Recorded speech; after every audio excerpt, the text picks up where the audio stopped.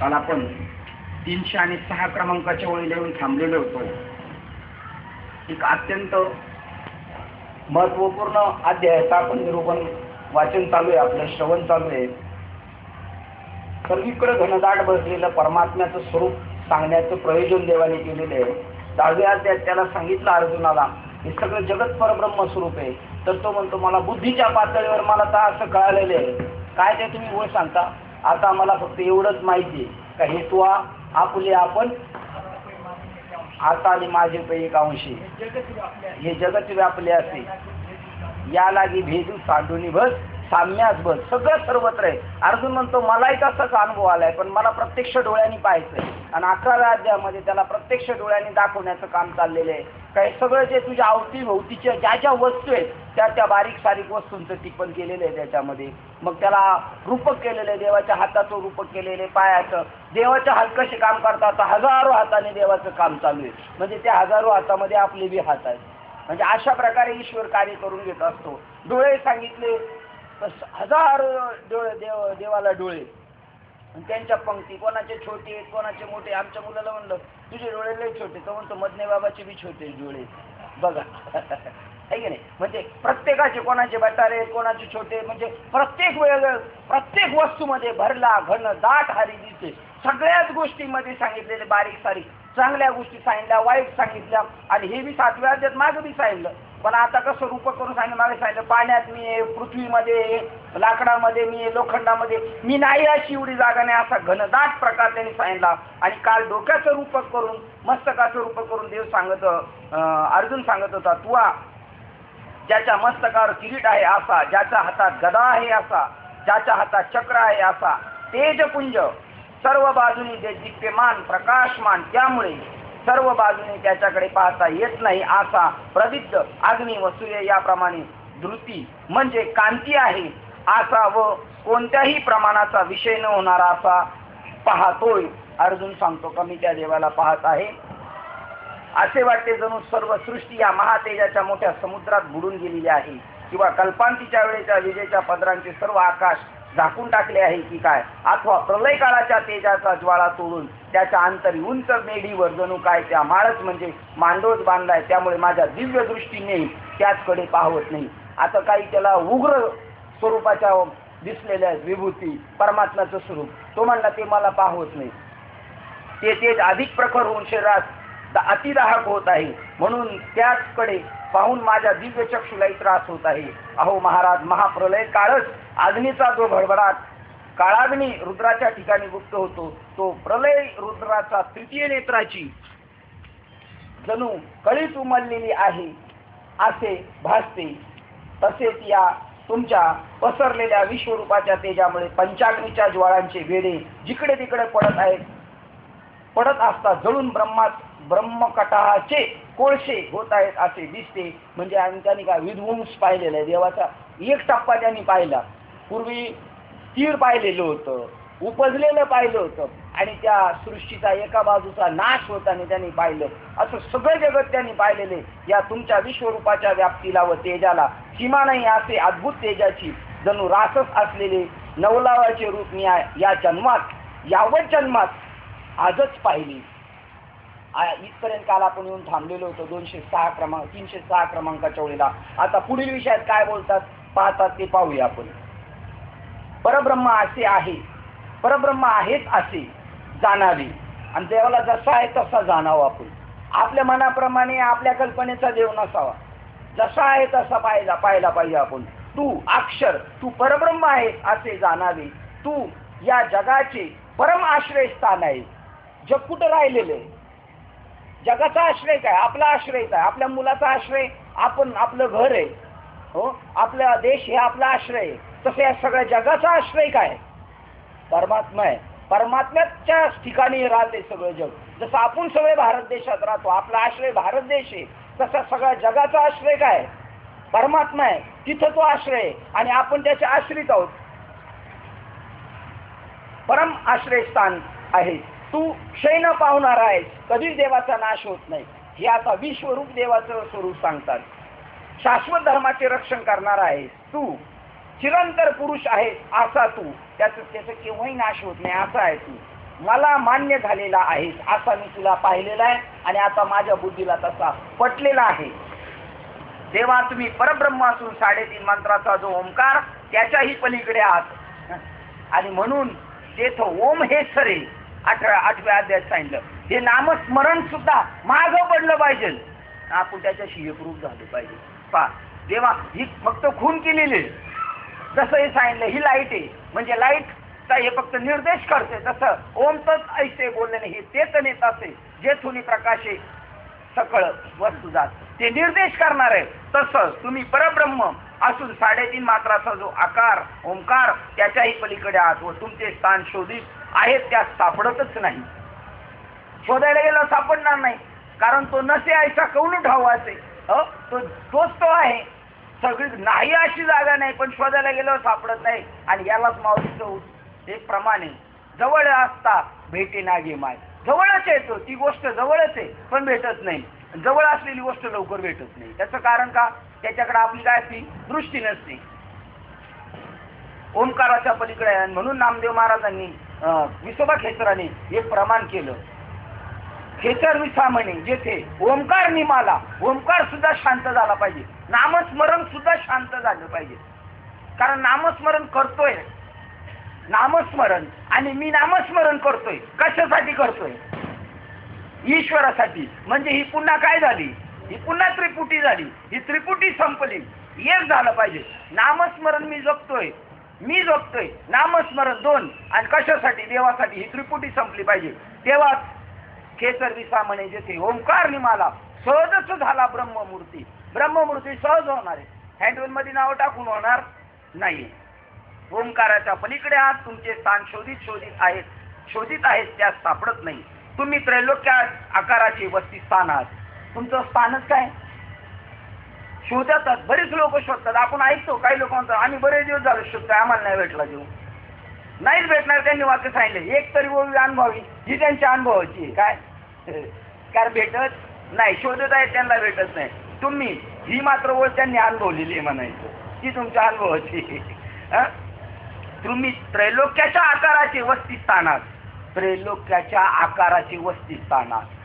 आता इथं थोडंसं सांगितलं त्रैलोक्य आणि त्याचा आकाराचे वस्ती स्थाने, म्हणजे थोडा सूक्ष्म वेध दाखवलाय ना.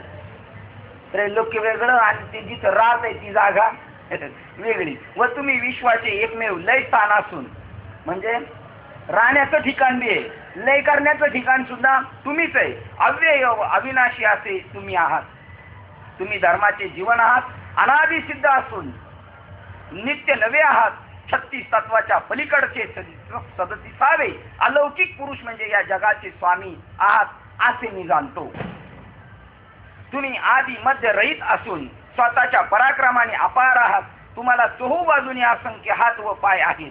चंद्र व सूर्य हे तुमचे डोळे असून, चंद्र व सूर्य हे तुमचे डोळे असून त्याचे द्वारा कोपाच्या कृपा प्रसादाच्या लीला दाखवित आहात. चंद्र आणि सूर्य देवाचे काय आहेत? आता केवढा मोठा देव असेल पहा मग, आणि केवढा मोठा असेल याची कल्पना करता करता सर्व देवाल्यांनी मग शंकर मोठा केला, आणि अजून कोण कृष्ण भगवान मोठे केलेत, आणि पांडुरंग परमात्मा बी मला वाटतं मोठे केले. तो लहानचा पहिल्यापेक्षा मोठा केला. कल्पना करता करता किती मोठा, कल्पना करू शकत नाही. तुकाराम महाराजाची कल्पना करता येणार नाही. अनु रेणू आणि तुकडा, तर देवाची कशी येणार? तुका आकाश आहे एवढा, आकाश आहे एवढा आहे तुका. आणि तुकारा देव कसा आहे? गगनाहून वाढ आहे. सत्य ज्ञानानंत गगनाचे प्रावरण, आकाशाचं पांघरून जो आहे. एवढ्या मोठ्या देवाचं चित्र कुठं काढायचं, कुठे ठेवायचं? काढायचंच कसं, ठेवायचं कुठं? चहूबाजूने असंख्य हात आहेत, असंख्य हात देवाचे आहेत. आणि हे चित्र दाखवलेले याच्यामध्ये विश्वरूप दर्शनात जशी आहे तशी अशा अनेक हात आणि अनेक मुंडकी दाखवली. आता ही सगळी अनेक मुंडकी आणि अनेक हाताचं खाली गेलं ना तर भटवाडीचा रस्ताच दिसत नाही. रस्ता नाही दिसत, सगळे मुंडकीच दिसतात. एखादा जर पेपरमध्ये जर आपण फोटो पाहिला बाळासाहेबांच्या निर्वाणाच्या वेळेला आलेली, तर हातपाय दिसतच नाही, नुसती डोकी दिसतात. हा, म्हणजे अशी असंख्य डोकी. ही कोणाची डोकी? ही स्वरूपाचीच डोकी आहे. त्या स्वरूपाने तो आकार घेतलेला आहे. त्याच्या आतमध्ये ती गोष्ट आहे. आधी मध्य रहित असून स्वतःचे पराक्रमाने अपार चंद्र आणि सूर्य हे तुमचे डोळे असून त्याच्याद्वारा कोपाच्या आणि कृपाप्रसादाच्या लीला दाखवतात. कधी देव रागवतो आणि कधी प्रेम दाखवतो. गीतेच्या डोळ्याने दाखवलं जातं. तुम्ही समोरूप कोप कटाक्षाने एकाला रागवून शासन करता व कृपारूप नेत्र कटाक्षाने एकाचा सांभाळ करता. महाराज असं देवाला ओळखलं तुकाराम महाराजांनी. तुका म्हणे तुची पा काय वाक्य खेळे जो ठाई. एकाला शासन करतो ते तमोगुण्याने करतो आणि कृपारूप नेत्र कटाक्षाने त्याचा सांभाळ करतो एकाचा. महाराज खरोखर अशा अनेक प्रकारांनी मी तुम्हाला पाहत आहे. ज्याप्रमाणे प्रलय अग्नी पेटल्यावर चोकडे उजेड पडतो हे आपल्याला आज नित्य अनुभवाचं आलं पाहिजे बरं. आपल्याला जो रागावून बोलतो तो सुद्धा आपल्याला असंच वाटलं पाहिजे. काहीतरी कारण असणारे हा विश्वेष झाला पाहिजे बरं का. आपलं काहीतरी कारण असणारे ज्या अर्थी आपल्याला तो असं बोलतो त्या अर्थी आपल्याला त्याच्यापासून त्याला देवाला बाजूला करायचं. देवाला बाजूला करायचं आपल्याला. त्याशिवाय आपल्या बाबतीत जे बी वाक्य घडणार आहे जी बी प्रक्रिया घडणार आहे ती साधी गोष्ट नाही. ती पूर्ण 100 वेळा विचार करून देवाने ती प्रक्रिया तुमच्या आमच्या बाजूला घडवलेली. हा कृतनिश्चय आपला पाहिजे. काही झालं तर भगवंत करतोय. काही दृष्टांत ऐकलेले आपण पण वाक्य असं आहे जे कोणी ऐकूनी काय हे माहित नाही यांना. जे कोणी हे पाहून ऐकून एक अंधबैरी झाले. ज्यांनी ऐकलं नाही ज्यांनी पाहिलं नाही त्यांच्याबद्दल हे वाक्य नाही. ज्यांनी पाहिलेलं आहे ज्यांनी ऐकलेलं आहे ते अंधबैरे झाले. आणि हे का अंधबैरे झाले त्याचं कारण आहे विषयापासून सुटलेले नाहीत आणि मग विषयाचे लंपट आहेत. काय वाक्य हे पारमार्थिक माणसाला वाक्य बरं का. बिगर पारमार्थिकाला नाही माळा घातलेली आहे वारी मी तो म्हणतो अनुग्रह घेणाऱ्या माणसाला वाक्य आहे. कारण तो पाहतोय. कालच आपला विषय झाला जागृत आहे.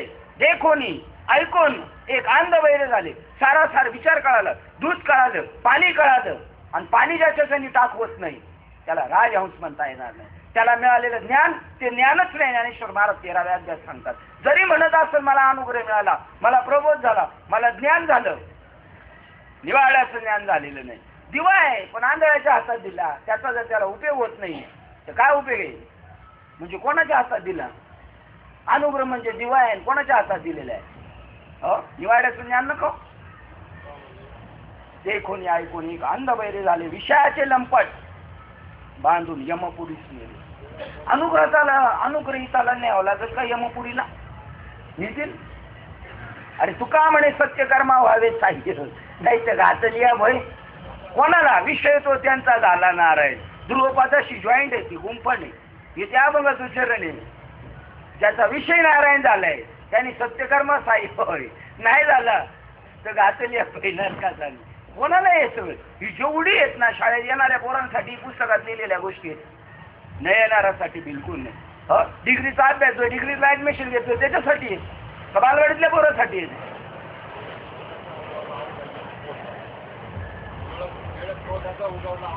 अवघा योग फोल झाला. बरोबर महाराज खरोखर अशा प्रकाराने मी तुम्हाला पाहत आहे. आपण सुद्धा अशाच प्रकाराने पाहायचं जी बी घटना घडेल. ज्याप्रमाणे प्रलय अग्नी पेटल्यावर चोहीकडे उजेड पडतो त्याप्रमाणे हे तुमचे तोंड अति तेजस्वी दिसत आहे. वनव्याने चोहीकडे वर्णन पेटवल्यावर ज्याप्रमाणे ज्वाळांचा भडका उठून पर्वतावरील सर्व पदार्थ पेटून जळून जातात त्याप्रमाणे तुमची जीभ दात व दाढा चाटीत लोळत आहे याला भक्षण करण्यासाठी. आता हे रूपक केलेले असं काही देव काही चमवून खात नाही पण या प्रक्रिया सगळ्या त्याच्यात आल्या. हे रूपक आहे आपल्याला कळायला पाहिजे. रूपक केलेले आपल्याला कळण्यासाठी अशी दिसते. तुमच्या तोंडातील अग्नीच्या उष्णतेने आणि तुमच्या विश्वरूपाच्या सर्वांग तेजाच्या संतप्त असलेले सर्वांग तेजाने संतप्त झालेले सर्व विश्व अतिशय भांबावून गेले आहे असे दिसत आहे. आणि याला धरून प्रमाण केलेले ते उठा उठा जागा पाठी भय आले मोठी तापत्रय अग्नीचा लागला शिवणवा. पळा पळा काय पुढे तापत्रय अग्नीचा लागला शिवणवा. पंढरी वाचून दुधा ठावणे असं पळत राहा. तुमच्या पाठीमागं काय लागलेलं आहे अशा प्रकारे. किंवा स्वर्ग पाताळ पृथ्वी आणि अंतरिक्ष तशा 10 दिशा व सर्व दिशा चक्र क्षितिज हे सर्व तुमच्या एका विश्वरूपाने व्यापून गेलेले आहे असे कौतुकाने मी पाहत आहे. आणि हेच ज्ञानेश्वर महाराजांनी हरिपाठात सांगितलं.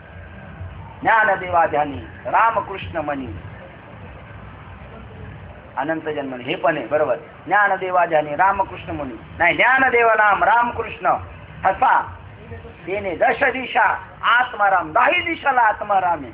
मग आता खाली शिल्लक काय राहिलं?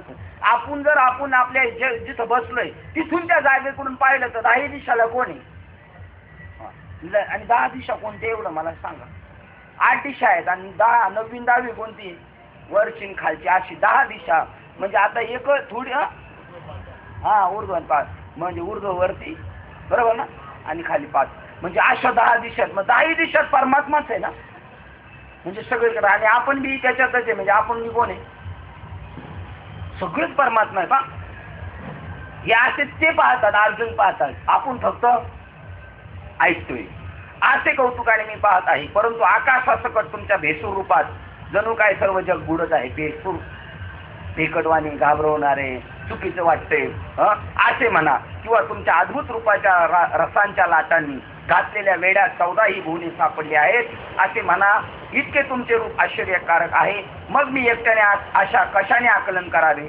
तुमच्या विश्वरूपाची व्याप्ती सामान्य असल्यामुळे त्याचे आकलन होत नाही. बघा वाचण्यात माझ्याकडून एक शब्द गेला राहून. तुमचं विश्वरूप मी काय म्हणलो? सामान्य. इथं वाक्य काय आहे? असामान्य. तुमच्या विश्वरूपाची व्याप्ती असामान्य असल्यामुळे तुमचे आकलन होत नाही. तुमच्या विश्वरूपाचे प्रखरते सहन करवत नाही व या रूपाच्या उग्रपणामुळे तुमच्या दर्शनापासून जगाला सुख प्राप्त होण्याचे एकीकडे राहून गेले. उलट जग मोठ्या कष्टाने प्राण धरून राहिलेले आहे. लोक म्हणतात ना आता काही खरं राहिलेलं नाही. हे कशामुळे आहे? आणि हे देवाचं उग्र स्वरूप आहे. देवाला असं उग्र स्वरूप का करावं लागलं?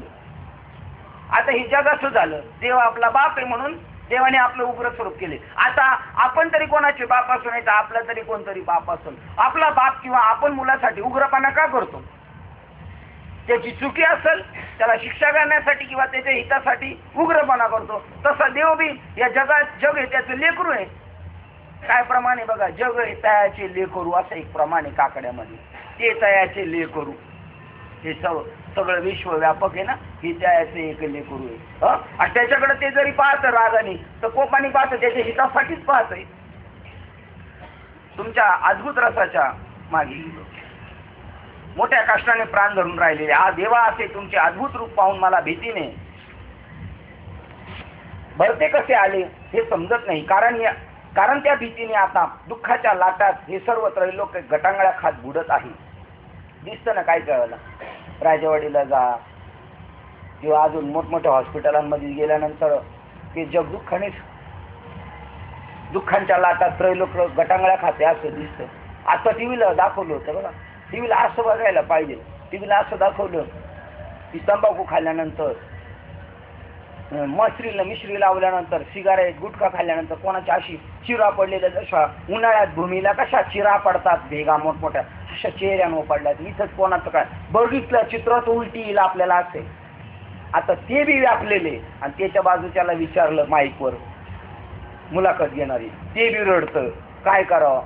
आणि आमचं पोरगं म्हणते तू आजीला बाबाला सांग, म्हणते मरू दे त्यांना खायचं तर खाऊ दे. आधी हे सगळं दुःखानेच आहेत ना. तो हॉस्पिटलमध्ये जो गेलाय तो दुःखाने, त्याला जे भेटायला गेलेला आहे तो तिथं राहिलेला आहे ते दुःखाने. असं त्रैलोक्य त्या दुःखाच्या याच्यामध्ये गटांगळ्या खात आहे. काकाचा हात लागला तिकडे. सहज खरे विचार करून पाहता तुम्हा महात्म्यांच्या दर्शनापासून जगाला भय व दुःख याची का प्राप्ती व्हावी? तसं विचार केला तर अर्जुन म्हणतो का दुःख व्हावं? दर्शनापासून जगाला भय आणि दुःख याची का प्राप्ती व्हावी? परंतु ज्या कारणामुळे तुमच्या विश्वरूप दर्शनापासून कोणालाही सुख होणारच नाही ते कारण मला कळून आलेले आहे. असं स्वरूप पाहिल्यानंतर सुख होणारच नाही, कारण सगळ्याच गोष्टी आपल्या मनासारख्या नाही. परंतु ज्या कारणामुळे तुमच्या विश्वरूप दर्शनापासून कोणाला सुख होणार नाही हे मला मात्र कळून आले आहे. जोपर्यंत तुमचे रूप दृष्टीस पडले नव्हते तोपर्यंत जगाला संसार सुखच उत्तम वाटत होते. परंतु तुमचे रूप पाहिल्यावर विषयाचा विट आला आहे, त्यामुळे विषयाचा कंटाळा उत्पन्न झाला. उलट सांगितलं का सुख वाटत नाही जगाला? कारण तिथं सुख वाटत होतं त्यांना, पण आता त्याला इकडं सुख वाटतंय कारण तुमचं खरं रूप पाहिलं म्हणून विषयाचा कंटाळा आला. आपल्याला जर अजून विषयाबद्दल आसक्ती असेल, आपल्याला त्याच्याबद्दल थोडी आस असेल तर समजायचं अजून आपण देवाचं खरं रूप पाहिलेलं नाही. परंतु रूप पाहिल्यामुळे विषयाचा विट आला आहे, त्यामुळे विषयाचा कंटाळा उत्पन्न झाला आहे. तसेच तुमच्या या भयंकर रूपात पाहून त्याला एकाएकी प्रेमाने मिठी मारता येईल का बरे? मिठीनं मारली तर ह्या तुमच्या भयंकर विश्वरूप दर्शनाच्या दुःखात कसे राहावे ही अडचणच आहे.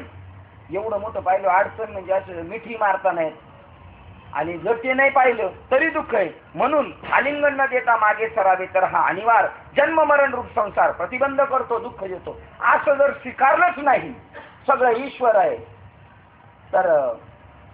तरच आपल्याला म्हणजे त्याला आलिंगन देणे म्हणजे त्याच्याशी जसा संसार आहे तसंशी एकरूप होणं. चालती गाडी पकडायची तर काय करायला पाहिजे आपल्याला? तिचा जो स्पीड आहे तो स्पीड पकडायला लागेल. चालती गाडी सोडायची तर तिचा जो स्पीड आहे त्या स्पीडने सोडावं लागेल. तसंच जसं आहे तसं जग स्वीकारलं तरच संसार जन्म मरणाच्या याच्यातून सुटू शकतो, अन्यथा नाही. याच्याशिवाय पर्याय नाही. आपल्याला आहे असं स्वीकारावं लागेल. जशी आहे तशी सृष्टी स्वीकारायची.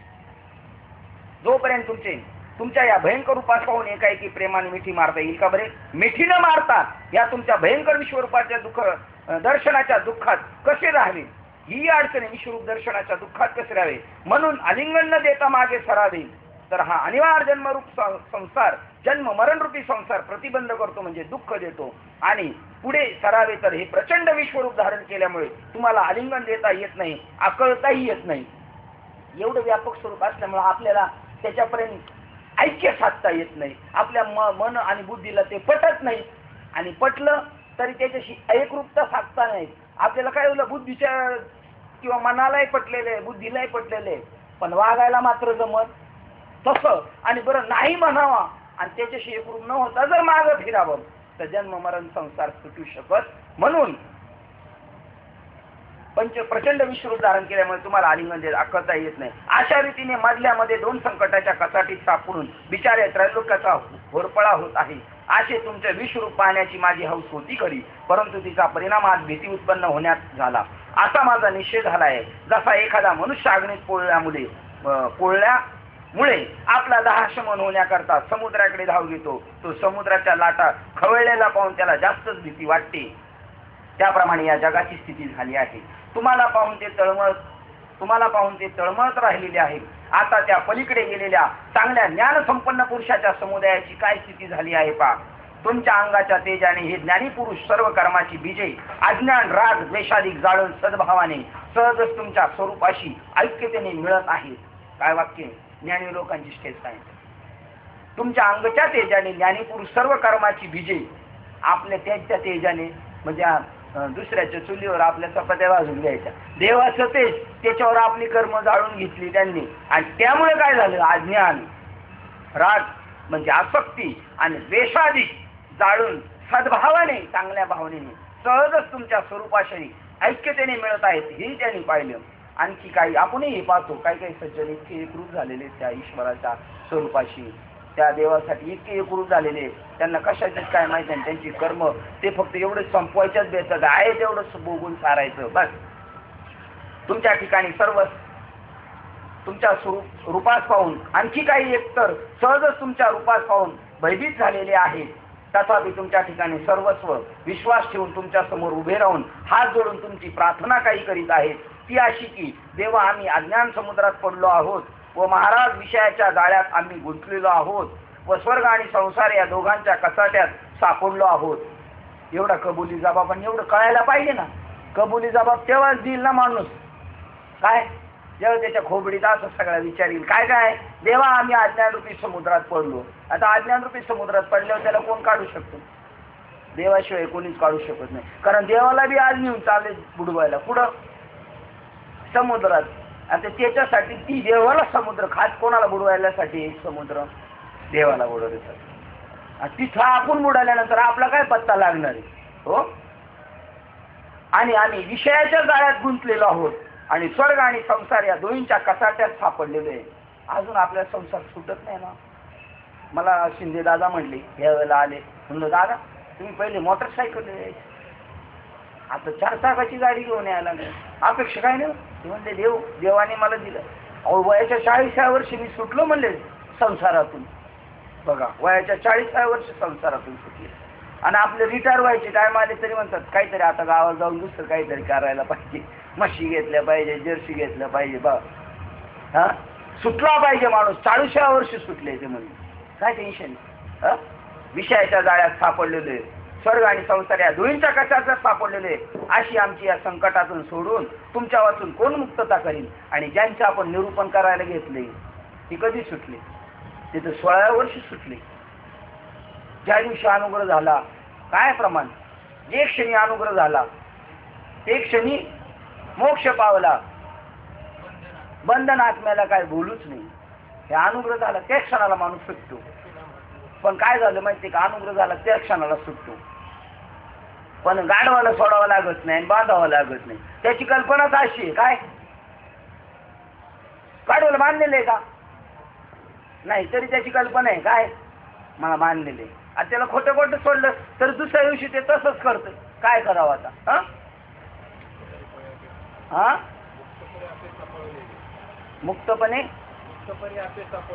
मुक्तपरी आपेसा पळून येणे, अशी आमची या संकटातून सोडून तुमच्या वाचून कोण मुक्तता करील? आणि देवाच्या मनात येत नाही तोपर्यंत नाही सुटू शकत. म्हणून देवा, आम्ही सर्व भावाने तुला शरण आलो आहोत असे म्हणत आहोत. हे पहा, आणखी कश्यपादिक महर्षी कपिलादिक सिद्ध विद्याधर आदी करून गंधर्वाचे मेळे हे तुमचा जय जयकार असो असे कल्याणकारक बोलत असून तुमची स्तुती कल्पना करीत आहे. हे 11 रुद्र, 12 आदित्यांचे समुदाय, 8 वसु, सध्या संज्ञक देव हे सर्व अश्विनी कुमार आपल्या वैभवाने युक्त, विश्वदेव आणि वायुदेव हे देखील महाराज ऐका. तसेच पितर, गंधर्व, पलीकडे असलेले यक्ष व सर्व राक्षसगण, इंद्रादिक मुख्य मुख्य देव व सिद्ध आदी करून हे सर्व आपल्या लोकातून मोठ्या उत्कंठेने तुमचे दिव्य विश्वरूप पाहत आहेत. ते पहा. मग प्रभू, तुम्हाला पाहता पाहता क्षणोक्षणी मनात आश्चर्यकाळ चकित होऊन तुमच्या पुढे आपली मस्तके लावून मुकुटाने ओवाळी आहेत. ते सर्व जय जय अशा मंजूळ घोषणाच्या शब्दाने संपूर्ण स्वर्ग व तुमच्या गर्जनाने संपूर्ण स्वर्ग तुमच्या गजराने दुमदुमून सोडला आहे. व आपले चांगले जोडलेले हात मस्तकावर ठेवून तुम्हाला नमस्कार करीत आहे. त्या देवाच्या नम्रता रूपी वृक्षाच्या बागेत अष्टसात्विक भाव रूपी वसंत ऋतू प्राप्त होऊन त्या वृक्षात कर सपुट रूपी पालवी फुटून त्याची प्राप्ती त्यांना फलस्थानी झालेली आहे. जे देवलोक देवाच्या पाया नम्र झालेले त्याला अष्टसात्विक भाव झालेले, हे बी त्यांनी पाहिलं. हे बी आपण पाहिलेले, काही काही गोष्टी आपण पाहिलेल्या आहेत. जे अर्जुनाने पाहिल्या त्या बी आपण पाहिलेले, गेलेले पाहिले, अनुग्रह घेतलेले पाहिले, अष्टसात्विक भाव झालेले पाहिले. महाराज जणू काय त्यांच्या नेत्राचे भाग्यच उदयास आले म्हणा, कारण त्यांनी तुमचे आगाध विश्वरूप पाहिले, किंवा त्यांच्या मनाला आज सुखाचा सुकाळ होऊन सुदिन उगवलेले आहे. कोणाला? ज्यांना ती गोष्ट झाली. हे 3 लोक व्यापणारे तुमचे स्वरूप पाहून देवांनाही धाक पडतो, कारण हे तुमचे स्वरूप वाटेल तिकडून पाहिले असता प्रत्येक पाहणाराला ते आपल्या समोर आहे असेच दिसते. मुखाप्रती भानुदैसा, जसा सूर्य प्रत्येकाला कुठून पाहिला तर समोरच दिसतो, त्याप्रमाणे हे एकच आहे. पण विचित्र बेसूर याला पुष्कळ मुखे, पुष्कळ नेत्रे आहेत, शस्त्र धारण केलेले असे अनंत हात आहेत, असेच अनंत उत्तम बाहू, अनंत पाय, अनेक उदरे आणि नाना वर्ण आहे. शिवाय प्रत्येक मुख आवेशाने खायला उठले आहे. ते कसे दिसत आहे पहा. ज्याप्रमाणे महाकल्पांच्या अंती रागवलेल्या यमाने जणू काही जिकडे तिकडे प्रलयाग्नीच्या होळ्या पसरवल्या आहेत, किंवा शंकराची संहार करण्याची यंत्रेच अथवा पात्रे प्रलय काळाच्या भैरवाचे जमाव निर्माण व्हावेत, किंवा अंत करणाऱ्या जगदंबेची विभूती भूतांचा संहार करण्याकरता सरसावून आली आहे की काय, याप्रमाणे जिकडे तिकडे तुमची प्रचंड तोंडे दिसत आहे. आणि दरीमध्ये ज्याप्रमाणे सिंह मावत नाही त्याप्रमाणे तुमचे दात तोंडातनं मावतात, भयंकर उग्र दिसतात. प्रलय रात्रीच्या गडद अंधारामध्ये जशी नाश करणारी पिशाच्च उत्साहाने संचारार्थ निघतात, त्याप्रमाणे प्रलय काळाच्या संहाराच्या रक्ताने तुमच्या तोंडातील दाढा किटलेल्या आहेत असे दिसते. फार काय सांगावे. कालाने जसे युद्धाला आमंत्रण द्यावे किंवा सर्वाच्या संहारकाली जसे जीवाचे मरण माजून राहते, त्याप्रमाणे तुमच्या मुखामध्ये अत्यंत भयंकरपणा दिसत आहे. जसं ते 2 जण आले होते ना पाकिस्तान मधून आणि मिठी स्टेशनला, तिकडे केलं होतं तो प्रलय काळ आहे.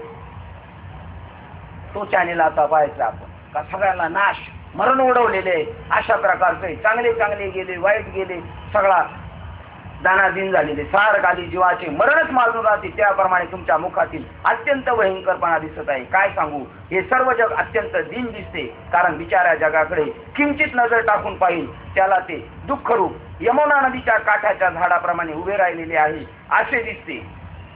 तुमच्या या महामृत्यूरूपी सागरात त्रैलोकाचे आयुष्य हिचकून एक नाव असून ती शोकरूपी प्रतिकूल तुफानाने निर्माण झालेल्या लाटामुळे हेलकावे खात आहे. देवा, कदाचित रागावून तुम्ही असे म्हणाल की तुला या लोकांची भीतीबद्दल वाटाघाट करण्याचे काय कारण आहे, तर तसे न करता जे हल्ली विश्वरूप पाहिले आहेत त्याचे मनात ध्यान करून सुखाचा उपभोग घे म्हणजे झाले. अर्जुनच शंका करतो, तुला काय करायचं, बाकीच्यांचं काय झालं ते तुझ्यापुरतं बघ ना, तुला आनंद झाला ना, त्यांचं काय, कारण यांनी विश्वरूप पाहिलं, या विश्वरूपाच्या प्रक्रियेमध्ये कुठं काय चाललंय ते त्याने अवलोकन केलेले. जसं टीव्हीचे बातम्याचे चॅनेलवाले दाखवतात ना, इकडं काय झालं, इकडं काय, एक फक्त थोडा वेळच येतं नसतं, नाही इकडं काय झालं जगात, तिकडं काय झालं, विश्वरूप 200 बातम्या येतात की नाही, फटाफट ही जगाचं हे 200 बातम्याच चालू आहे तिथं बघा, अर्जुनाने पाहिलेले आहे. तर ते म्हणतो तुला काय करायचं, तू जे पाहिले ते पहा, असा अर्जुन आहे. तर महाराज, भीतीने माझ्याही जीवास प्राण कंप सुटलेले आहेत. त्याला असं वाटतं हे आपल्यापर्यंत येऊन घडलं मग, पण तसे आपणास एकदम कसे म्हणाले, म्हणून सर्व सामान्य लोकांच्या भीतीने उगीच आग पडण्यासारखे केवळ निमित्त केले आहे. अर्जुन म्हणतो मलाही भीती वाटायला लागलेली, काय घाबरायचे कारण आहे, आपण विशेष देखले की खाली, आणि घाबरायचं कशाला, जरी आपल्याला मारलं तर आपल्याला मारणार आहे का आपल्या शरीराला मारणार आहे. शिंदेला सगळं माहिती आहे, पण ते दाखवतात मला काय माहिती नाही. का हो शिंदे, हो ना सिनलकर, तुम्ही सांगा आता 2 वर्ष जर एखादा आपल्याला मारायला आला तर आपल्याला मारणार का आपल्या शरीराला मारणार आहे. शरीराला मारणार, आपला निश्चय झाला पाहिजे, पण शरीराला तसा निश्चय नाही झाला ते म्हणजे, हो निश्चय न झाल्यामुळे तो म्हणतो मला भीती वाटते. नाही तर भीतीचे काय काम आहे, तुम्ही गातानी तर लय मोठ्या याने म्हणता आळून, आता तुम्हाला माहीत असतं तुम्ही लेखच आळवलं असतं. तू का म्हणे काळ आता न करू शकेल, देव हे काळाचे धन कुबेराचे, नाही का, हे म्हणायला काय सोपं, म्हणायला काय जातं, बोलता सोपे वाटे, बोलायला काय जातं, पैसे भरतात बोलायला. भीतीने उगीच पडद्यासारखे केवळ निमित्त केले, खरे पाहिले तर भीतीने माझीच पाटावर धारण बसली आहे. ही आपली भाषा, आता आपली भाषा निघालेली, ठीक आहे. माझे धैर्य काय सांगावे, ज्या मला प्रलय काळचा रुद्र भीतो. कोण बोलते, अर्जुन बोलतो मला शंकर घाबरतो, पण माझी ही स्थिती झालेली, तुमच्या आपली काय स्थिती वाटली. व ज्या माझ्या भीतीने मृत्यू लागतो, तोच मी अंतर्बाह्य तुमचे स्वरूप पाहून थरथर कापत आहे. हे विश्वरूप पाहणं आणि पाहून तसं जगात आजमवणं, घाबरणारच माणूस. शेजारचा माणूस जरी जमीन कोरायला लागला तरी म्हणतो आता हा काय उचतो काय नाही इकडा, उचतो काय नाही इकडा, उचतो काय नाही. उंदीर पाहिलं तर माणूस घाबरतो, पाल पाहिली तर घाबरतो माणूस. तर एवढं सगळं पाहिलं काय गावाला, झुरळ पाहिलं तर झुरळ पाहिलं. तुमची माझी भाषा सारखीच आहे.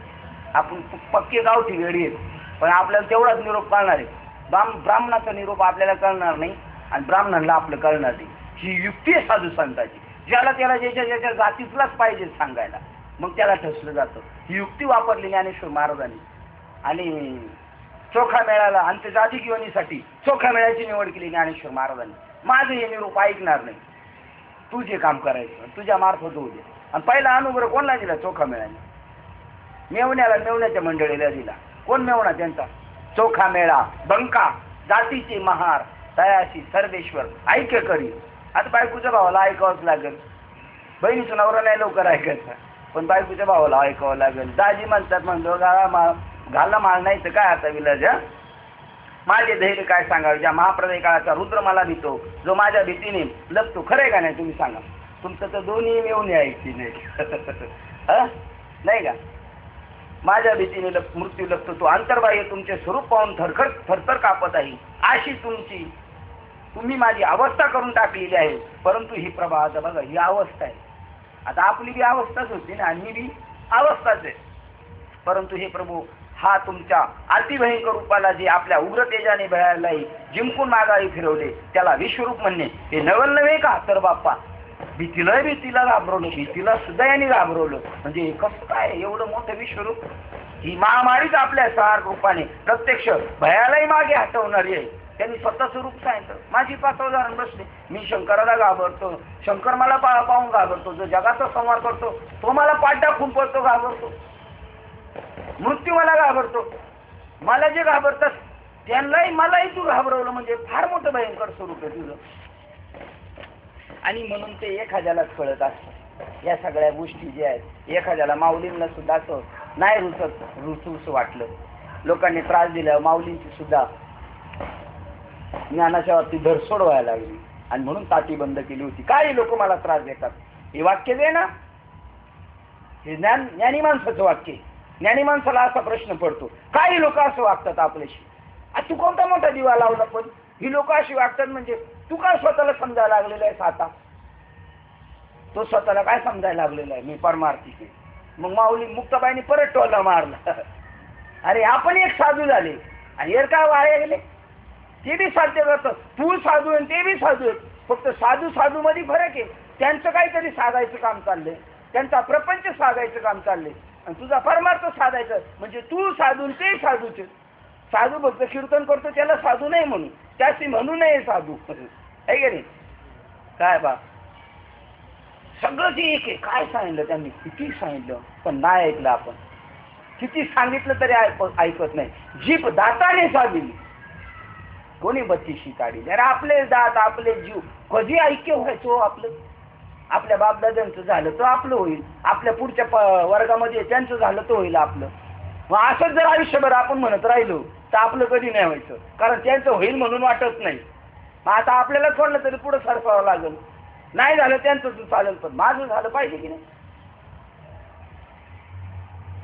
पानपळटी झालं का इकडं? सुरुवात तुम्ही एवढं लांबून जाणार आहे बघा. हा, कित्येक रागीट मुखी जणू काय महाकाळाबरोबर पैजेने लढतायत व त्यांनी आपल्या मोठेपणाने आकाशात लहान केलेले आहे. ती आकाशाच्याही मोठेपणाने आकळली जात नाही व त्रिभुवनाच्या वाऱ्याने जी मुखे वेष्टिली जात नाही. उलट ती आपल्या बाफांनी अग्नीला जाळीत आहेत व सर्वत्र कसा भडका करीत आहेत. असे प्राणी आहेत का या जगात? आहेत. आता तो महाकाय प्राणी दाखवला, बिल्डिंग पाडतो. हे खरं असेल का खोटं असेल? खरं आहे असो. काही हिशोबात नाही प्राणी आले. ज्ञानेश्वर महाराज म्हणतात 84 लक्ष युनिटचे असं फिक्स नाही. अजून काही माझ्या सूक्ष्मदर्शक यंत्रात जेवढे मोजता आले तेवढेच मोजले, किंवा जे दृष्टीच्या टप्प्यात आले तेच मोजले. असे अनेक काही प्राणी मोजलेले नाही. हे असे प्राणी का निर्माण झाले? ब्रह्मदेवाला निर्माण करायला सांगितले. आठवतं का परवाचं काय चर्चा झाली? काल आठवतं रायजादव सरांशी विठ्ठलवाडीला काय चर्चा झाली? ते म्हणतात ब्रह्मदेवाला सांगितलं माणसं बनव, आणि बनवायला लागला माणसं.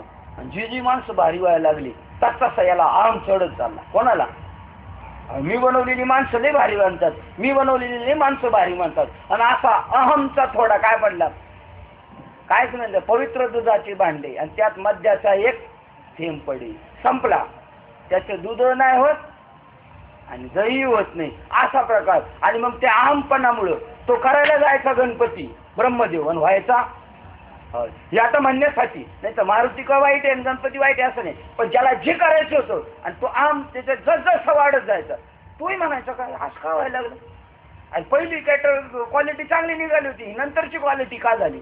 आणि तो क्वालिटीला दोष देत होता, पण दोष कोणाकडे होता? त्याचा आम जडत गेला. आणि असले काय काय भयंकर प्राणी, काही त्याला न आवडणारे प्राणी बनत गेले. पा कशामुळं? स्वतःच्या आमपणामुळं. असले भयंकर प्राणी त्यांनी अर्जुनाने पाहिले. त्याचप्रमाणे ती एकसारखी एकमुखे नसून प्रत्येकाच्या रंगारंगाचा व रंगरूपाचा भेद आहे. प्रलय काळाचा अग्नी सुद्धा त्यावेळी त्या मुखाचेच साह्य घेतो. ती काय कोण जाणे? प्रलय काळाचा अग्नी बी त्याचीच मदत घेऊन जग नाश करायला मदत करतो काय? आणि अशीच मदत करावी लागते. देवाला जेव्हा उचलायचे पडतात, जास्त गर्दी झाली का देवाला वाटतं उचलायचं ना, संवाद कसा करतो? किल्लारी सारखा करतो, गावच गडप. देवाच्या मनात आलं होतं, ते 2 आले होते. हे बाकीच्यांचं नाही. काय तुम्ही त्या गृहमंत्र्याला बोलून उपयोगाचं नाही, कोणाला उपयोग? देवाच्या मनात आलं. कुठून नाही, कारण त्याला तेवढी न्यायचीच होती. काही विलासी न्यायची होती, काही गरीब न्यायची होती, तकलिफीत होती. त्यांचा संपला होता काळ. गरीब असले तरी काय नाटकपणाने हे कमी असतं का? खायला पैसे नसतील पण दारू प्यायला पैसे त्यांचा, पोरं उपाशी मतील, अंगात नीट कपडा नसतो घालायला, पण असे गरीब असते तर यांना घेऊन जातो. आणि देवाला वाटलं नाही चांगले निव्वळ भक्त न्यायचे का, मग तर तिकडे जातो. कुठं? केदारनाथ जातो. हे प्रलय काळातच आहे. हे देवाला अशाच माध्यमातून ते हे करावं लागतं, कारण त्याचा समतोल ठेवायचा ना त्याला. यांच्या अंगते आपल्याला खेद नाही झाला पाहिजे. कशाचं टीव्हीचा कोणताही चॅनेल बघून आपल्याला खेद नाही झाला पाहिजे. होईल, होणार, कारण सत्वगुणात असतो. पण एक टप्पा असा आहे तिथे गेल्यावर काय होत नाही, कारण जजला कधीच टेन्शन येत नाही. किती जणांना फाशा दिल्या, किती जणांना नजर कैदेत ठेवलं, 12 वर्षाची शिक्षा दिली, त्याला नाही. तर त्यांनी रेकॉर्ड पाहिलेले सगळ्यांचं. आपण रेकॉर्ड पाहिलेलं नसतं ना, म्हणून आपल्याला खेद होतो. ज्याप्रमाणे खेद झाला होता आंघोळीला गेल्यानंतर, सगळे यादव आंघोळीला गेले आणि एक जो वाकड्या होता, वाकड्याचा ना का मोडका, वाकड्यात मोडका एकच, तो त्याला पोहता येईल आणि तो बाहेर बसून माझ्या बघत होता कृष्णाच्या. ते यादव म्हणजे सगळे कृष्ण ना, ठीक आहे नाही. गेलेला आंघोळ करत असताना पेंजा म्हणतो आपण सगळे आनंद लुटतो, पण त्याचं मला वाईट वाटतं रे, त्याचं मला वाईट वाटतं. जेव्हा तुला काय हरकत आहे, तू का पाहिजे ती गोष्ट करू शकतो, कर ना त्याला नीट. त्याला नीट केलं तर तो तुम्हाला नीट करीन म्हणजे नाही करवाला नीट काय बघ ना. त्या आपण आनंद लुटतो ते असंच बसले. बरं म्हणले करतो नीट, करतो नीट. त्यांनी जे उडी मारली नीट झाल्याबरोबर, जर का याला दाब, जर का त्याचं मुंडकं दाब, याला कर त्याला कर. पेंजे म्हणला देवा पहिला होता तसा कर, पहिला होता तसा कर. तो पहिला तू बराबर केलेला आहे.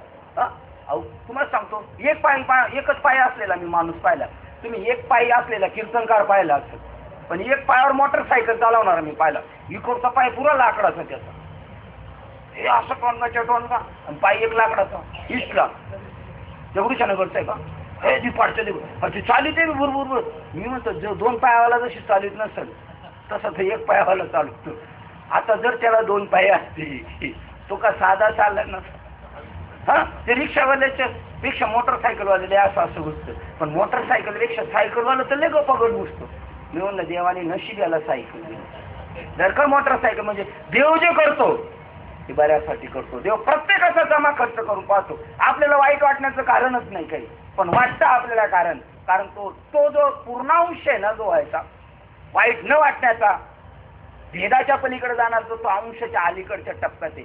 मृदू सभाय नवनीत जसं आहे ना तसं साधूचं हृदय. पण त्याला वाईट वाटून उपयोगाचं नसतं, कारण का त्याच्यात परिणाम होणे जोगा नसतोच आहे. त्याच पाहून असे. बरं दुसरं पण एक आहे. आता हे तर तुम्ही सांगितलं जगदूषणगडचं, एक इष्टच आहे म्हातारं तुमच्यापेक्षा वयस्कर आहे, त्याची स्कूटर 3 पायाची, ते बायकोला घेऊन बरोबर असते. ते पुढे चालूनच नाही देत कोणला, आडवत चालत राहतं. तुम्हाला कधी दिसलं का नाही? हा, गुजराती फार नाही ते चालू देत. म्हणजे बघा अशा प्रकारचे आगा स्थायी घेतो की काय, त्यांच्या अंगचे हे सगळं विश्वरूपातल्याच घटना आहेत. हे भगवंतानीच हे सगळ्या प्रक्रिया झालेल्या आहेत.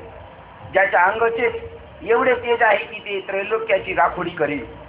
त्यातही त्या जी तोंडे आहेत आणि तोंडात दात व दाढा आहेत, त्यापासून पाहून असे वाटते की काय वाऱ्याला धनुर्वात झाला, किंवा समुद्राला महापूर येऊन तो मर्यादा सोडून वाहू लागला, अथवा वडवानळाच्या साह्याने विश्रू अग्नीच मारण्यास प्रवृत्त झालेला आहे की काय, किंवा काळकूट विष अग्नीने घ्यावे, अथवा मरण हेच मारण्यास उद्युक्त व्हावे, हे आश्चर्य आहे. त्याचप्रमाणे विश्वरूपाचे संहारक तेच प्रखर असून त्याला आणखी तोंडेही आहेत, परंतु ती तोंडे केवढी मोठी आहेत. म्हणून मला तर आकाशमध्ये तुटून पडल्यामुळे त्याला जशी खिंड पडावी त्याप्रमाणे, किंवा हिरण्यक्ष राक्षस पृथ्वी काठीत मारून ज्यावेळेस पाताळात जावास निघाला, त्यावेळी हटकेश्वराने सप्त पाताळाखाली महादेवाच्या अवताराने जसे पाताळ रूपी विवराचे गुहेचे द्वार उघडले, त्याप्रमाणे ही तुमची तोंडे पसरलेली आहे. त्यात जीवा विशेष आवेशाने लडबडत आहे. आपल्या एका घासातही विश्व पुरणार नाही, म्हणून हे विश्वरूप कौतुकाने देखील त्या विश्वाचा घास खाऊन टाकीत नाही. विश्वरूप कौतुकाने देखील त्या विश्वाचा घास खाऊन टाकीत नाही. काय वाक्य होतं बघा. जीवा आवेशाने लढवत आपल्या एका घासासही हे विश्वरूप पुरणार नाही, म्हणून ते विश्वरूप कौतुकाने देखील त्या विश्वाचा घास खाऊन टाकीत नाही. आणि पाताळातील नागाच्या फुत्काराने अशा त्याच्या विषाच्या ज्वाळा आकाशात लागाव्या त्या ज्वाळाप्रमाणे या तोंडाच्या दरीत जिव्हा भासतात. प्रलय काळाच्या विजांचे समुदाय एकत्र करून जसे गगनाचे बुरुज शृंगारावे त्याप्रमाणे ओठाच्या दोन्ही बाजूस तीक्ष्ण दाढांचे आकडे टोके प्रखर रूपाने दिसतात. आणखी कपाळरूपी वस्त्राच्या खोळीत म्हणजे खळग्यात भयालाच भिवणारे असे काही डोळे दिसत आहेत व ते डोळे महामृत्यूचे प्रवाहच असून भिवयांच्या अंधारात दडून बसल्यासारखे दिसत आहेत. याप्रमाणे भीतीचे कौतुक धारण करून या ठिकाणी तुम्ही कसल्या प्रकारचे कार्य निर्मित करू पाहत आहात हेच मला समजत नाही. परंतु मला मात्र मरणाची भीती उत्पन्न झाली आहे. देवा, मला जे विश्वरूप पाहण्याविषयीचे डोळे झाले होते ते मला चांगले फळले म्हणावायचे व ते रूप पाहून अशा रीतीने डोळ्यांची शांती व्हावयास पाहिजे होती त्याप्रमाणे झाली म्हणावायची. शांती कसली आली आहे, मरणच भयच बाप्पा, पण शांती लाभली असे म्हणायची मात्र पाळी आली आहे. ते घाबरून म्हणतो बस झालं, खुश झालो बस झालं. का तो मला भीती वाटते, पण आता ती शांती झाली. मला डोळे लागले होते हे चुकीचे झाले. हे देवा, पृथ्वी अधिक भूतकार्य स्थूल शरीर जर नाहीसे झाले तर त्याची कोण पर्वा करेल, परंतु प्रस्तुत माझे चैतन्यच कदाचित जिवंत राहील की नाही याचाच भरोसा नाही. आणखी विश्वरूप दर्शनाच्या भीतीने शरीर थरथर कापत आहे. क्षणभर तेच भयंकर काहीसे वाढले तर मात्र थोडा बहुत मनालाही ताप उत्पन्न होत आहे व बुद्धीलाही भीती उत्पन्न होऊन अभिमानाचाही विसर पडला आहे. इतकेच नव्हे तर या सर्वावर निराळा असा जो आनंदरूपी निश्चळ आत्मा त्यालाही शहारे म्हणजे मरणभय शिसारी आली आहे. देवा बाप्पा, काय हा विश्वरूपाचा साक्षात्काराचा छंद प्रताप सांगावा की ज्याच्या दर्शनाने माझे ज्ञानच देशधडीस लागले आणि माझा व तुमचा असा हा जो गुरु शिष्याचा संबंध तो या जगात उरेल की नाही याचाही मला संशयच आहे. देवा, तुमच्या विश्वरूपाच्या दर्शनाने माझे व्याकुळ अंतःकरणाची व्याकुळता विकलता उत्पन्न झाली आहे. ती सावरून धरण्याकरता मी अंतःकरणात धीर देण्याची खटपट करीत आहे. अगोदर माझ्या नावाने धैर्याचे वाकडेच पडले होते. माझे नाव ऐकताच धैर्य मला सोडून गेले होते. त्यातून मला विश्वरूप दर्शन झाले. मग काय विचारता, हे असो, परंतु धन्य आहे तुम्ही आपल्या उपदेशाने मला चांगलेच घोटाळ्यात पाडले. कारण पहिल्याच अध्यायात धैर्य तुटून गेलो होतं आणि आता इथं एकावर एक 11वा अध्याय आला तर म्हणलं आता धैर्यचं पार माझ्याकडे शिल्लकच राहिलं नाही. आणि असला तुमचा उपदेश आहे काय, माझा जीवाचा विसावा. आता हा अर्जुनाला काय झालेला आहे, हा संशय झालेला आहे. नाश होणार आहे का, देहाचा नाश होणार आहे का, आत्म्याचा नाश होणार आहे का, काही होतंय जातंय, ही गोष्ट खरी आहे का खोटी, काही होतंय का जातंय का. अहो, ज्ञानेश्वरी वाचतोय आपण आणि तुम्ही ऐकताय, ही गोष्ट बी तेवढी खरी नाही, फक्त समजून घेण्यापुरती खरी आहे. नाही तर कोणी काय ऐकलं नाही. आत्मा काही ऐकत नाही, आत्मा काही बोलत नाही. कारण ईश्वराचं स्वरूप असंच आहे, कर्तुम अकर्तुम अन्यथा कर्तुम आहे, काहीच करत नाही, ही वास्तव आहे. माझा जीवात्मा विसावा घेण्याच्या निमित्ताने बिचारा चहूकडे धावाधाव करीत आहे, परंतु त्याला कुठेही थारा मिळत नाही. याप्रमाणे तुमच्या या विश्वरूपी महामारीच्या दर्शनाने स्थावर जंगमादिक सृष्टीतील सर्वाचे जीवित्व नाहीसे झाले आहे. पण महाराज हे न बोलावे तर काय करावे, कसे राहावे, म्हणजे जर तुम्हाला शरण न आलो तर मी जिवंत तरी कसा राहीन. आहो, विश्वरूप मला असे दिसते की जसे एखादे महाभयाचे संबंध भांडे फुटून आपल्या डोळ्यापुढे उघड दिसावे, त्याप्रमाणे तुमची 11 मोठी तोंडे डोळ्यापुढे पसरलेली दिसतात. आता काल 10व्या अध्यायात अनुग्रह झाला ना काका, आणि 11व्या अध्यायात नकोच म्हणायला लागला. आता म्हणतो नको बाबा, पहिला होतं तेच बरं होतं. अनुग्रह झाल्यानंतर घाबरतो का माणूस, का बरं, परिस्थिती अशीच होती. हे सगळं स्वीकारायची माणसाची तयारीच होत नाही. हे असो, आतील दाढ व दाढा याची इतकी गर्दी झालेली आहे की त्या 2-2 ओठाच्या आत झाकल्या जात नाहीत. त्या योगाने चौकडे प्रलय काळाच्या शस्त्राचे दाट कुंपण लावले आहे की काय असे वाटते. तक्षक हा मूळचाच पूर्ण विषारी सर्प असून त्याच्या तोंडात जशी आणखी विषाचीच भर घालावी किंवा अमावस्येची रात्र पूर्ण काळोखामुळे मूळचीच भयकारक असून तीच आणखी भूतांचा संचार व्हावा, अथवा मूळच्याच 10 घासणाऱ्या प्रलय अग्नीचे आग्नेयास्त्र परजावे त्याप्रमाणे तुमची तोंडे मुखातच विशाळ भयंकर असून त्याचा आवेश आत न मावता बाहेर उचंबळत आहे व त्या योगाने आमच्यावर मरणरूपी पाण्याचे लोंढेच आले आहेत की काय असे वाटते. सर्व ब्रह्मांडाचा नाश करणारी महाप्रलय अग्नी उद्भवला व त्याला प्रलय काळाचा प्रचंड वारा साह्य मिळून ते एकत्र झाले तर तो काही एक जाणणार नाही. त्याप्रमाणे संहार करणारी अशी ही तुमची तोंडे पाहून माझा धीर अगदी खचला व मी वेडावून जाऊन मला दिशांचीही भूल पडली. एवढेच नव्हे तर मलाच विसर पडला. तुमचे विश्वरूप मी थोडेसे डोळ्याने पाहिले नाही, तोच त्याच्यापासून होणाऱ्या सुखाचा दुष्काळ पडला. म्हणून हे तुमचे अवाढव्य स्वरूप आता आवरा. झाका झाका महाराज, तुम्ही अशा रीतीने मला विश्वरूप दाखवून इतक्या भयंकर दुःखात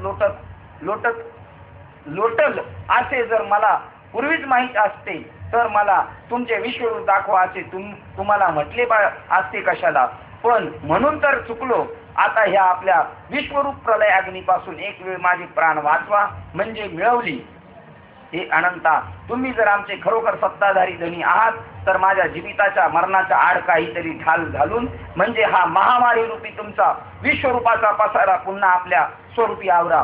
हे सकळ देवश्रेष्ठ देवा सर्व विश्वाच्या अधिष्ठान चैतन्य म्हणजे वस्तीस्थान असे जे तुम्ही ते सर्व जगाचे पालन करण्याचे विसरून त्याचा उलट सहार करू पाहता आहात. म्हणून हे देवराया, लवकर प्रसन्न होऊन आपली माया आवरा आणि मला या मोठ्या भयापासून सोडवा. एवढा वेळपर्यंत पुष्कळ काकुळतीस येऊन तुमची जी वारंवार विनंती करीत आहे त्याचे कारण या विश्वरूपाला पाहूनच इतका मी भ्यालो आहे. मी वित्रा झालो. माझे सामर्थ्य केवढे आहे पहा. ज्यावेळेस अमरावतीवर राक्षसाचा हल्ला, असंच होतं माणसं. खरं पाहिलं का माणूस घाबरून जातो, वास्तव पाहिलं का स्वतःचा आत्मविश्वास डळमळीत होतो. पाहिलं तर तो म्हणतो माझा आत्मविश्वास, म्हणतात माझी शक्ती काय. पहा, ज्या वेळेला अमरावतीवर संकट पडलं तेव्हा मला खालून वर बोलवलं होतं. वर्षांचं काय चालत नव्हतं, एवढी माझी ताकद होती. अमरावतीवर जेव्हा छापा पडला त्यावेळेस त्याचा पराभव मी एकट्यानेच केला. मी साक्षात काळ तोंडासमोर आला तरी त्यास भिनारा नव्हे, परंतु देवा हे आपले विश्वरूप एका या गोष्टीपैकी नव्हे. या ठिकाणी मृत्यूवरही ताण करून सकल विश्वासहित आमचाही गोठ घ्यावा या हेतूने तुम्ही प्राप्त झाला आहात. हे पहा, हा प्रलय काळचा समय नसून प्रस्तुत तुम्ही स्थिती काळचे कसे काल रूपाने प्राप्त झाला. पण या बिचाऱ्या त्रिभुवन गोलाची 100 वर्षे आजच भरली व ते अल्पायुष्य झाले असे म्हणावे. आहारे देवा, तुझी गती किती विपरीत आहे. विश्वरूपाच्या दर्शनापासून शांती होईल अशा समजुतीने मी देवास विश्वरूप दाखवा म्हणून म्हटले तर ते सुख न होता उलट विघ्नच ओढवले. अरे रे देवा, आता मात्र हे शुद्ध विश्व बुडाले, कारण तूच त्या विश्वाला ग्रासू लागलास. देवा, अहो आपण अनेक मुखे पसरून या सर्व सैन्याला चोखून भक्षण करीत आहात. हे प्रत्यक्ष माझ्या दृष्टीत पडत नाही का.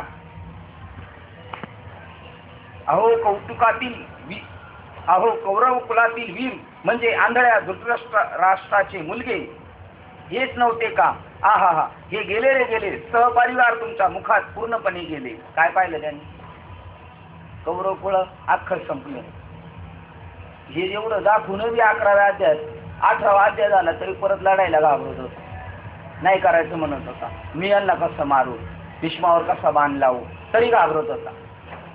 आणि पहिलं पाहिलं होतं ना त्यांनी, हे सगळे मेलेले, हे सगळे सांगितलेले मेलेले ते चित्रातले हत्ती घोडे यांना फक्त मारल्यासारखं करायचं आणि ते श्रेय मला तुला द्यायचं अर्जुन. नाही ते हे जिवंत आहेच नाही. आणि परत तोही निवाडा करून सांगितला हे मरतही नाही आणि जन्माला येत नाही असं यांचं स्वरूप आहे. फळ्यावर काढलेली अक्षरे पुसायला डस्टरच पाहिजे. त्याच्यासाठी काय तलवारीन 156 नको आहे. पण मला श्रेय द्यायचे का त्या फळ्यावरच्या वाघाला अर्जुनाने मारलं. आणखी जे देशोदेशीचे राजे यांना साह्य करण्याकरता आले होते त्यांचा निरोप मागायला सांगण्याकरता देखील तुमच्या तोंडातून कोणी मनुष्य उरला नाही. हे सगळं अगोदर दाखवलं. अशा रीतीने तुम्ही सर्वांना सरसकट गिळीत आहात. या रणात मोठ्या थाटाने मदोन्मत्त हत्तीच्या समुदायाचे देखील घटघटा घास गिळीत आहात. हत्ती गेले काय ते. बंदुकी तोफा यांचा मार करणारे आणि पायदळाचे समुदाय यांच्या झुडीच्या झुडी तुमच्या मुखात नाहीतशा होत आहेत नाहीत का. जुळ्या भावंडासारखी कृतांताच्या तोडीची शस्त्रे की ज्यापैकी एक देखील सर्व विश्वाला घेऊन नाश करील अशी कोट्यावधी शस्त्रे तुम्ही घेऊन टाकीत आहात. चतुरंग सेना परिवार तसे घोडे जोडलेले रथ या सर्वांना दात न लावता एकदम घट्ट घेऊन टाकीत आहात. तर देवा यापासून तुम्हाला चांगला संतोष तरी कसा वाटतो? अहो भीष्मासारखा सत्यवादी व शौर्यात निपुण असा दुसरा कोण आहे? याला देखील आणि हा दोन ब्राह्मण असून याला देखील अरे रे आपण घेऊन टाकले. हा हा हा वा. आता देवाला काय ब्रह्मदेव ब्राह्मणाचं पोरगण शूद्राचं पोरग सगळे त्याला सारखे, पण अजून हा देव बुद्धीवर आहे ना अजून. तेव्हा तो म्हणतो ब्राह्मणांना मारलं तुम्ही, द्रोणाचार्य ब्राह्मण आहे त्याला गिळून टाकलं. भीष्माचार्यासारखा सत्यवादी शौर्यात निपुण त्यालाही खाऊन टाकलं. मात्र नंतर बाण लावायला घाबरायची कारण होती, गेलेला पाहिलं होतं की नाही. पण नाही, पुन्हा तसं दिसलं अर्जुनाला व्याध्याय सांगितलं. आज जरी कळाला हा खांब आहे तरी परत पुढच्या वर्षी आल्यानंतर हा परत काय दिसत तुला? हे असंच झालेलं आपल्या डोक्याचा गोंधळ झालेला आहे. पाच आता जरी 3 महिने ऐकलं तर पुढचे 9 महिने परत खांबच दिसायला पाहिजे. जर का भूत दिसलं का मग मांत्रिक आणावं लागेल, घाबरावं लागेल, सांगावं लागेल इकडं जाऊ नका, मांत्रिकाचा शोध घ्यावा लागेल, 4 दिवस करत बसावं लागेल घरी. हे म्हणतात 9 महिन्याची कशाला काम, खाली जाऊन परत वर आलं का लगेच भूत दिसायला सुरुवात नसते. हा मांत्रिक आणायचा, मांत्रिकाला खाऊन टाकणारे आता बघा. हा हे एक वाक्य तसे सगळे मांत्रिकच यांचे मंत्र काय साधे नाहीत. प्रत्येकाकडून एक एक मंत्र घेण्यासारखं आहे.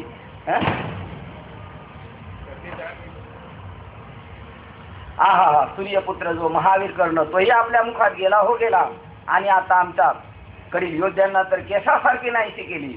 हे मी पाहत आहे. हाय रे हाय ब्रह्मदेवा, मी या काय वाक्य वापरलं? हाय रे हाय, माहिती ना? इथं अर्जुनाने सांगितलं हाय रे हाय ब्रह्मदेवा, मी या प्रभूच्या प्रसादापासून ही काय विपरीत गोष्ट झाली. हा प्रसाद असाच काही शिल्लक ठेवत नाही. साधूचा बोध काही शिल्लक ठेवत नाही. कापूर जळाला का काही शिल्लक राहते. तसं सगळं संपलं पाहिजे आपल्या डोक्यातलं सगळं, काहीच डोक्यात राहिलं नाही पाहिजे. डोकं रिकामं झालं किती आनंद होईल. अहो दुपारी मला ते हँडवेलवाल्याला नेऊन द्यायचं, हँडवेलचं झोपलं तर झोप येईन, कारण डोक्यात हँडवेलवाल्याला कागद नेऊन द्यायचं. तिथं जाऊन आलो तर त्यांचा गणपती निघाला. म्हणलं आता माझं काही झालं. इथं बा हे सांगतात ब्रह्मदेवा बाबा काही परिस्थिती आपलं डोकं जोपर्यंत रिकामं होत नाही तोपर्यंत काय घुसणार नाही. हाय रे हाय ब्रह्मदेवा, मी या प्रभूच्या प्रसादापासून ही काय विपरीत गोष्ट आहे. या विपरीत अनुग्रहाने असे कसे झाले? हा काय अनुग्रह बरं का, हे बलतं सलतं काय नाही. हे कीर्तनकर बाबत म्हणते ते बलतं सलते, पण ह्या अनुग्रहाची प्रक्रिया आहे. आणि असल्या अजून प्रक्रिया आपल्या जीवनात यायच्यात बरं का. पण अजून आपण तेवढ्या योग्यतेचे झाले नाही म्हणून देव आपल्यावर संकट टाकत नाही तर आपल्या काय काय प्रक्रिया होणार आहे. अजून आपली गाडवावरून धिंड निघणार आहे, चपलांची आपल्याला हार भेटणार आहे. तुकाराम महाराजांचे झाले तसे आले, पण आपल्याला तिथपर्यंत अजून आपली ताकद नाही ना. आपण एवढं झालं तर म्हणतो देव माझ्या मागे लागलाय. तेवढं झालं का संपलं, पेटला परमार्थ, काय घेणं नाही आम्हाला. तिकडं तुमचा परमार्थ भले तुम्ही भले. बरोबर ही प्रसंग आपल्या अजून तेवढी झेपवण्याची ताकद नाही ना. कसं आपण सांगतो त्या मांडवावर तेवढंच ओझं ठेवतो, त्याचा खांब जसा बळकट असेल तेवढं जास्त ओझं ठेवलं का तर तो खांब पडून जाईल. तसा देव हळू संकट पाठवतो. ही कधी जन्माची संकट आहे. पुढच्या 100 वर्षाचं काम तुम्ही हजारो जन्माचं काम एका जन्मात मुक्ती मिळवली, मग त्या कर्माचा बी सगळा धाडा देऊन टाकायचं ना. त्यामुळे भोगून सगळं सारायचं. आणि भीष्माचार्य त्याच्यासाठी थांबले, म्हणजे साईडावर जसं मारलं होतं ते भोगायला लागल. मरू दे आता, तेच भोग मारायचं तर आहेच आहे, मरू दे नाही मारायचंच आहे, पण हे भोगून मरतो म्हणजे शिल्लकच राहणार नाही. बरोबर भोगतो न घडे संचिता वाचून, जी बी आपली गोष्ट जीवनात घडणार आहे भोगतो न घडे संचिता वाचून, करावे ते मनी समाधान, म्हणून या मनी मानू नये खेद, म्हणा गोविंद वेळोवेळा. काय प्रमाणे आणि कण्याला गेलो. काय बोलता तुम्ही शिंदे शब्द देव. रुसलेली माणसं जी प्रमाणे पाठ करून येतात बरोबर. मी म्हणलेलं नाही वाक्य खरं आहे. ज्याचं संसाराचा भार अजून देवा घातलं नाही तो घालण्याचा प्रयत्न आहे म्हणून म्हणतो तुका म्हणे घालू. अजून घालू म्हणतो पण अजून घातलेला नाही. जो घालून मोकळा झालाय तो पुढच्या घालण्यात गेला, दुसरा प्रसंग काय त्याचा हिसाब करतो, आहे का नाही. एक एक स्टेप आहे. तुकाराम महाराज असतात तो स्टेप गेला तर संपला, आता घालू नाही. पण पुढे गेल्यानंतर घरातली म्हणायला लागली तुम्ही घातला पण पुढे काय होईल. पुढे लगेच दुसरं प्रमाण आलं. या अभंगाचं शेवटचं चरण, हा याच अभंगाचं चरण आहे ना. तुम्ही म्हणले त्या तुका म्हणे बाहेर घातल्यावर होईल काय वरी नारायण, म्हणजे यांचं समाधान करून गेले पुढं. आता पुढं काय राहिलं नाही, पुढं दुसरं काय येईल ती विचार करा ना. त्या आले देवाजीच्या मनात त्याचं तिसरं चरण काय, हरिश्चंद्र तारा राणी पाय डोंबा घरी पाणी. अहो आपली अशी परिस्थिती झाली काय, आपण अख्खं गाव भेटून टाकू, अख्खं गाव पिटून टाकू, राज्य टाकावं लागलं आणि कोणाच्या घरी कामाला राहावं लागलं. लाकडं विकायला असतो ना कॉन्ट्रॅक्टर, लाकडं विकणारी माणसं वेगळी आणि तो आतमध्ये ऑफिसमध्ये बसलेला असतो ना कॉन्ट्रॅक्टर, त्याचं नाव काय डोंबा. आणि पोरगं मेलं घरातून बाहेर पडल्या. एवढं झालं तरी ते म्हणतात आले देवाजीच्या मना, त्याचे कोणाशीच आले ना. तीर राहिले पाहिजे त्याचं शेवटचं चरण. तू का म्हणे उभे चिरा, जे जे होईल ते ते सहज पा. एवढं साक्षीभूत पाण्याची आपली पुढं तयारी आहे आपण तर लगेच व्हायबल होऊन जातो. हा पोरगं मेलं किती परीक्षा घेतो ते, मेलं तर जाळ्या पैसे नाही हो त्याच्याकडं, जाळ्या पैसे नाही कोण करणार. डोंबाला त्या डोंब्याला म्हणले काय लागल ते बिल दे, आणि पैसे कुठून देणार तुझ्याकडे, आता काय राहिलं. म्हणला बायकोन मी पाणी वाहील तुझ्या घरात, आणि माझ्या पोराला जाळण्यासाठी जे लाकडं लागणार आहे त्याचे पैसे त्याच्यात वसूल करून घे, एवढे दिवस कामाला राहील. हे प्रसंग घ्यायला तेवढं पाहिजे ना. आपण म्हणायला काय देह राहू अथवा शब्बास आई म्हणणं निसता पाय हरीचे ना सोडी रामकृष्ण हरी. आणि जायच्या टायमाला ऐन वेळेला तुरे देऊन निघून पडून जायचं नाही का. अरे राम राम राम राम. कुठं गेलो काका, कुठं गेलो तुम्ही आज, काळा चष्मा घालून काका. नाही हायरे आईच्या पुढे गेलो होतो बघा. विश्वरूप दाखवा म्हणून प्रभूला प्रार्थना करून बिचारा दिन जगाला मी स्थिती काळीच मारण्यास पात्र कारण झालो. देवाला मी जगाला मारायला कारण झालो. मला डोळे झाले विश्वरूप दाखवा, आणि माझ्या ह्या औषधपुटी जगाचा नाश झाला. देवाने पूर्वी थोड्या बहुत युक्तीचा माझ्या विभूती सांगितल्या, त्यावरच समाधान मानावे की नाही. पण त्याप्रमाणे समाधान न मानता विश्वरूप दाखवा म्हणून विनंती करून मी हट्ट धरून बसलो, याचाच हा परिणाम नाही. तो पुढं काय म्हणणार आहे बघा. तो म्हणणार जे आलेले चुकत नाही बघा लगेच. म्हणून भोक्तव्य ते कधी चुकतच नाही. म्हणून जे म्हणतात ती गोष्ट अगदी खरी आहे. म्हणजे मला वाटलं होतं माझ्या नाही फक्त कुळाचा नाश होईल आणि 18 आयुष्यणीचा नाश होईल म्हणून मी घाबरलो होतो आणि नको म्हणत होतो. पण इथं अख्ख्या जगाचा नाश झाला माझ्यामुळं. अजून केवढं मोठं पातक अनुग्रह दिलेला माणूस म्हणतो केवढं मोठं पातक. अहो तुमची आपली स्थिती अशी आहे, आपला विश्वास नाही हो. नाही तर आपली अशी स्थिती आपल्याला पाप स्पर्श करू शकत नाही आणि पुण्य स्पर्श करू शकत नाही का हो. तुका म्हणे आम्ही झालो लागून येते पाप आणि पुण्य. पाप आहे आपल्या पुढे शुद्र आहे आणि पुण्य बी शुद्र आहे आपल्या पुढं. एवढे मोठे आपण आहोत, पण आपण झालो साखर आणि आपल्याला दिनहीन मानून बसलेलो. चुकत नाही ते म्हणतात ती गोष्ट अगदी खरी आहे. बुद्धीची ही आणि बुद्धी त्या भोगाला अनुरूप असते, म्हणजे होणार असते त्याच्यासारखीच होत असते. म्हणजे काय म्हणतात आपण विनाशकाली विपरीत बुद्धी. तो म्हणतो असं झालं माझं विनाश त्या महायुद्धाच्या प्रसंगीच होणार होता, एवढ्या कुळाचा नाश करून. पण आता अख्ख्या जगाचं माझ्यावर पातक आलेलं आहे. लोकांनी आपल्या मरणाचे खापर माझ्या डोक्यावर फोडावे, मला दोष द्यावा असे माझ्या कपाळी म्हणजे प्रारब्धातच लिहिले होते. ती गोष्ट चुकणार तरी कशी. पूर्वी समुद्र मंथनाच्या वेळी प्रथम अमृत हातात आले, ते घेऊन उगीच स्वस्त बसावे की नाही. पण नाही, देवांनी समुद्र मंथन बंद न करता जास्तीच इच्छा केली. कोणी देवाला दिले. आता अमृत मिळाल्यावर बसावं, पण अजून निघालं सगळं. देवाने समुद्र मंथन बंद करता जास्तीच इच्छा केली, तेव्हा शेवटी त्याच्या हाती काळकूट विष आले. आता ते कोण घेणार. चांगले परिणाम घ्यायला लय लोक पळतात, पण आलेलं अपयश पण माणसाची स्वीकारण्याची ताकद पाहिजे. अपयश आलं का जाऊन घरात बसायचं आणि यश मिळालं का गावभर नाचत बसायचं. ही माणसाची जात आहे, ही संताची जात नाही. परंतु तोही एका प्रकाराने कमीच होते, कारण त्याचे निराकरण करण्यामध्ये निराकरण तरी करण्यासारखं होतं. काय निघालं होतं? काळकूट विष. त्याचं तरी निराकरण करता येत होतं. पण इथं आता काय होणार? महाप्रलय आलेला नाही, तर महामारी चाललेली, आता इथं काय करायचं? परंतु तेही एका प्रकाराने कमीच होते, कारण त्याचे निवारण करण्यासारखे तरी होते, आणि त्याप्रमाणे त्यावेळेचे ते संकट शंकराने दूर केले. पण हल्लीचा जो हा विश्वरूपाचा प्रकार हा प्रत्यक्ष पेटलेला वाराच आहे, तर याला कोण आवरेल? विषाने भरलेले आकाश कोणास गिळता येईल? सांगा बरं. आपल्याला विष दिलं प्यायला, तर पिऊ होय आपण सांगून. बरं सांगून मीराबाईला सांगून विष पिया दिलं तिथं का गपचूप दिलं होतं? खरं सांगा. मीराबाईला घरच्यांनी सांगून विष दिलं होतं का गपचूप दिलं होतं? नाही, अमृत आहे म्हणून पी म्हटलं होते का विष आहे म्हणून पी म्हटले होते? विष आहे म्हणूनच पी म्हटले होते, म्हणून हसत हसत पिली हे सांगितलं. जर अमृत असतं तर का रडत पिली असती का? मग हसतच पिली असती. पण तिला सांगितलं हे विष आहे. काय हो प्रमाण तुमचं बरेच दिवस राहिलेलं प्रमाण काढा. तुका म्हणे घोटी विष अमृत तुझ्यासाठी, देवासाठी विष घ्यायची तयारी पाहिजे. प्रमाण विसरले तुम्ही. एकदा का विसरलं का मग डोक्यावर गोंधळ होतो सगळा. काय त्याचं सगळं काय प्रमाण, अख्खा अभंग काय तो? तुका म्हणे घोटी विष अमृत तुझ्यासाठी. नाही, आम्ही न देखो अवगुणा, पापी पवित्र शाना, अवघे रूपे तुझी देवा, वंदू भावे करू सेवा. करू का आपण? मध्ये भक्ती सवितात. याचा अर्थ कळाला का हो तुम्हाला सगळ्यांना? पण पुढचं चाललं काय नाही. सुरुवात काय होती? आम्ही न देखो अवगुणा, पापी पवित्र शहाणा. शहाणा सुदे, पवित्र असुदे, पापी आम्ही त्यांचे अवगुण बघणार.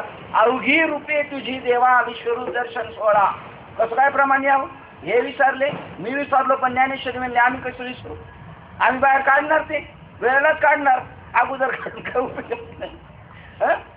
वेळेला जे येईल ते हाताला धरायचं. बाबा म्हणले जर लढाई पडली, झाली, अचानक कोण आपल्यावर धावून आला, तर कोणतं शस्त्र भारी? जे भेटेल ते. आता माझ्या हातात जडवा भारी शस्त्र, मारला टाळक्यात का बसणार शांत गपचूप? दुसरं काय का तलवार भारी? जे वेळेला हातात येईल ते शस्त्र. काय प्रमाण जबरदस्त हातात आलं पा. हे भगवंत करून घेतो का? आपण नसतो करणारे, आपण कोणत्याच गोष्टीचे करते नाही. पापी पवित्र शान, अवघी रूपे तुझी देवा, वंदू भावे करू सेवा. करू का सेवा आपण? कशी तुकाराम महाराजांनी सेवा केली?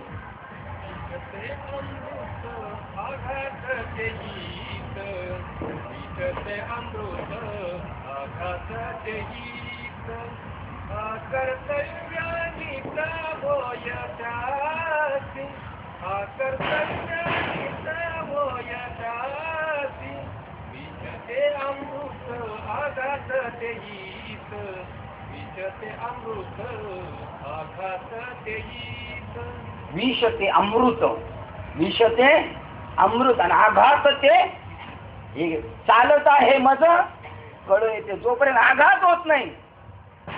आता ते हनुमाननगरचं हे आलं होतं अहवाल, त्याच्या खाली लिहिलं होतं. तर मी एक वाक्य, एक शब्द जास्त टाकला होता. टाकीचे घाव सोसल्याशिवाय देव पण येत नाही ना. पण त्याच्यात त्यांनी एक वाक्य टाकलं होतं, दगडाला देव पण येत नाही. त्यांना वाटलं ईश्वर एका कळणार नाही. एवढंच वाक्य खरं, टाकीचे घाव सोसल्याशिवाय देव पण येत नाही. पण कोणाला? त्यांनी कंसात टाकले तिथे दगडाला, आहे की नाही? म्हणजे जोपर्यंत दगडाला घाव बसत नाही तोपर्यंत तो पूजण्याच्या लायकीचा. विष ते अमृत आघात तेही, मग ब्रह्मपदी नाचे. सने खावी लोकांना. विष ते अमृत आघात तेही. कोणासाठी? अकर्तव्य ते नीत झाली, ज्याची अकर्तृत्व नीत झालेली आहे. मला काहीच नाही, अकर्तृत्व जो झालेला आहे त्याच्यासाठी ती स्थिती. वंदू भावी करू सेवा. काय पुढं काय? मध्ये भक्ती सवितात, नेनो पाषाण अधिक वाघ. कशा वाढ पाषाण असू नाही तर अजून काय उच्च दर्जाचा असो, आम्हाला काही नाही. तुका म्हणे घोटी विष अमृत तुझ्यासाठी. मग त्याच्याकडून काही सुकर्म वाईट कर्म झालं तरी ते चांगलंच होईल असं त्याचा. काहीच त्याच्या ह्याच्यात नाही. त्याच्यासाठी ज्या गोष्टी होईल त्या गोष्टी सगळ्या अकर्तव्याची नीट होईल. बरोबर. जसं विषाचं अमृत होईल ना तसं वाईट कर्माचं पण चांगलं कर्म. बरं. आघाताचं हित होणार आहे. आपल्या जीवनात ज्या घटना घडतात ना, आपण समोर गेलं पाहिजे स्वीकारायला. ती समजायचं आपल्या भल्यासाठी आहे, पण आपल्या जेव्हा परीक्षेच्या वेळी येते ना, तेव्हा आपल्या पोराला ताप येतो. परीक्षेच्या वेळेलाच आपल्याला ताप येतो. हेच नाही व्याज सांगितलं, बोध झाला म्हणतो वक्तृत्वाच्या जोरावर जगाचे डोळे दिपायला लावतो, पण प्रसंग येतो तेव्हा कुठं राहतो बोध, जातो कुठं तरी निघून. हे सगळं विश्वरूपी हा तुकाराम महाराजांचा अभंग आहे. का भोग ते चुकत नाही. पूर्वी समुद्राच्या मंथनाच्या वेळी, परंतु ते कमीच होते. पण हल्लीचा हा जो विश्वरूपाचा प्रकार प्रत्यक्ष पेटलेला वाराचा आहे, तर याला कोण आवरील? विषाने भरलेले आकाश कोणाला घेता येईल? महाकाळाबरोबर खेळता येईल असे कोणाचं सामर्थ्य आहे?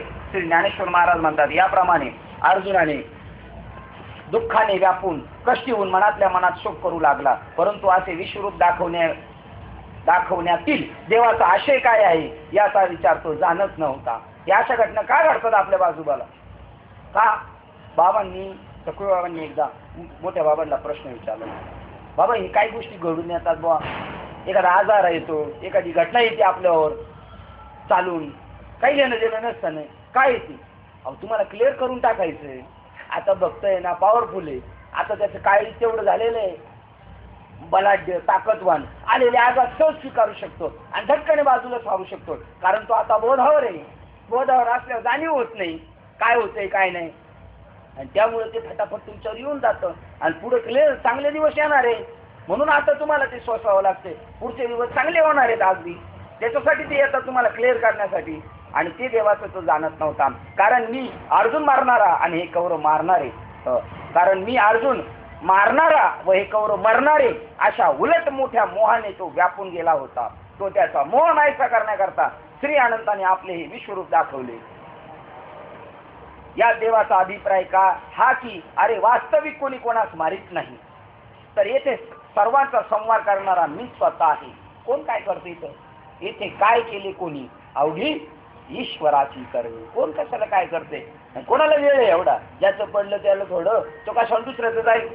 हे तत्व श्रीहरीच्या विश्वरूपाच्या निमित्ताने व्याप्त करीत आहे. काय? सर्वाचा सार करणारा मी स्वतः आहे. हे तत्व श्रीहरी विश्वरूपाच्या निमित्ताने व्यक्त करीत आहे.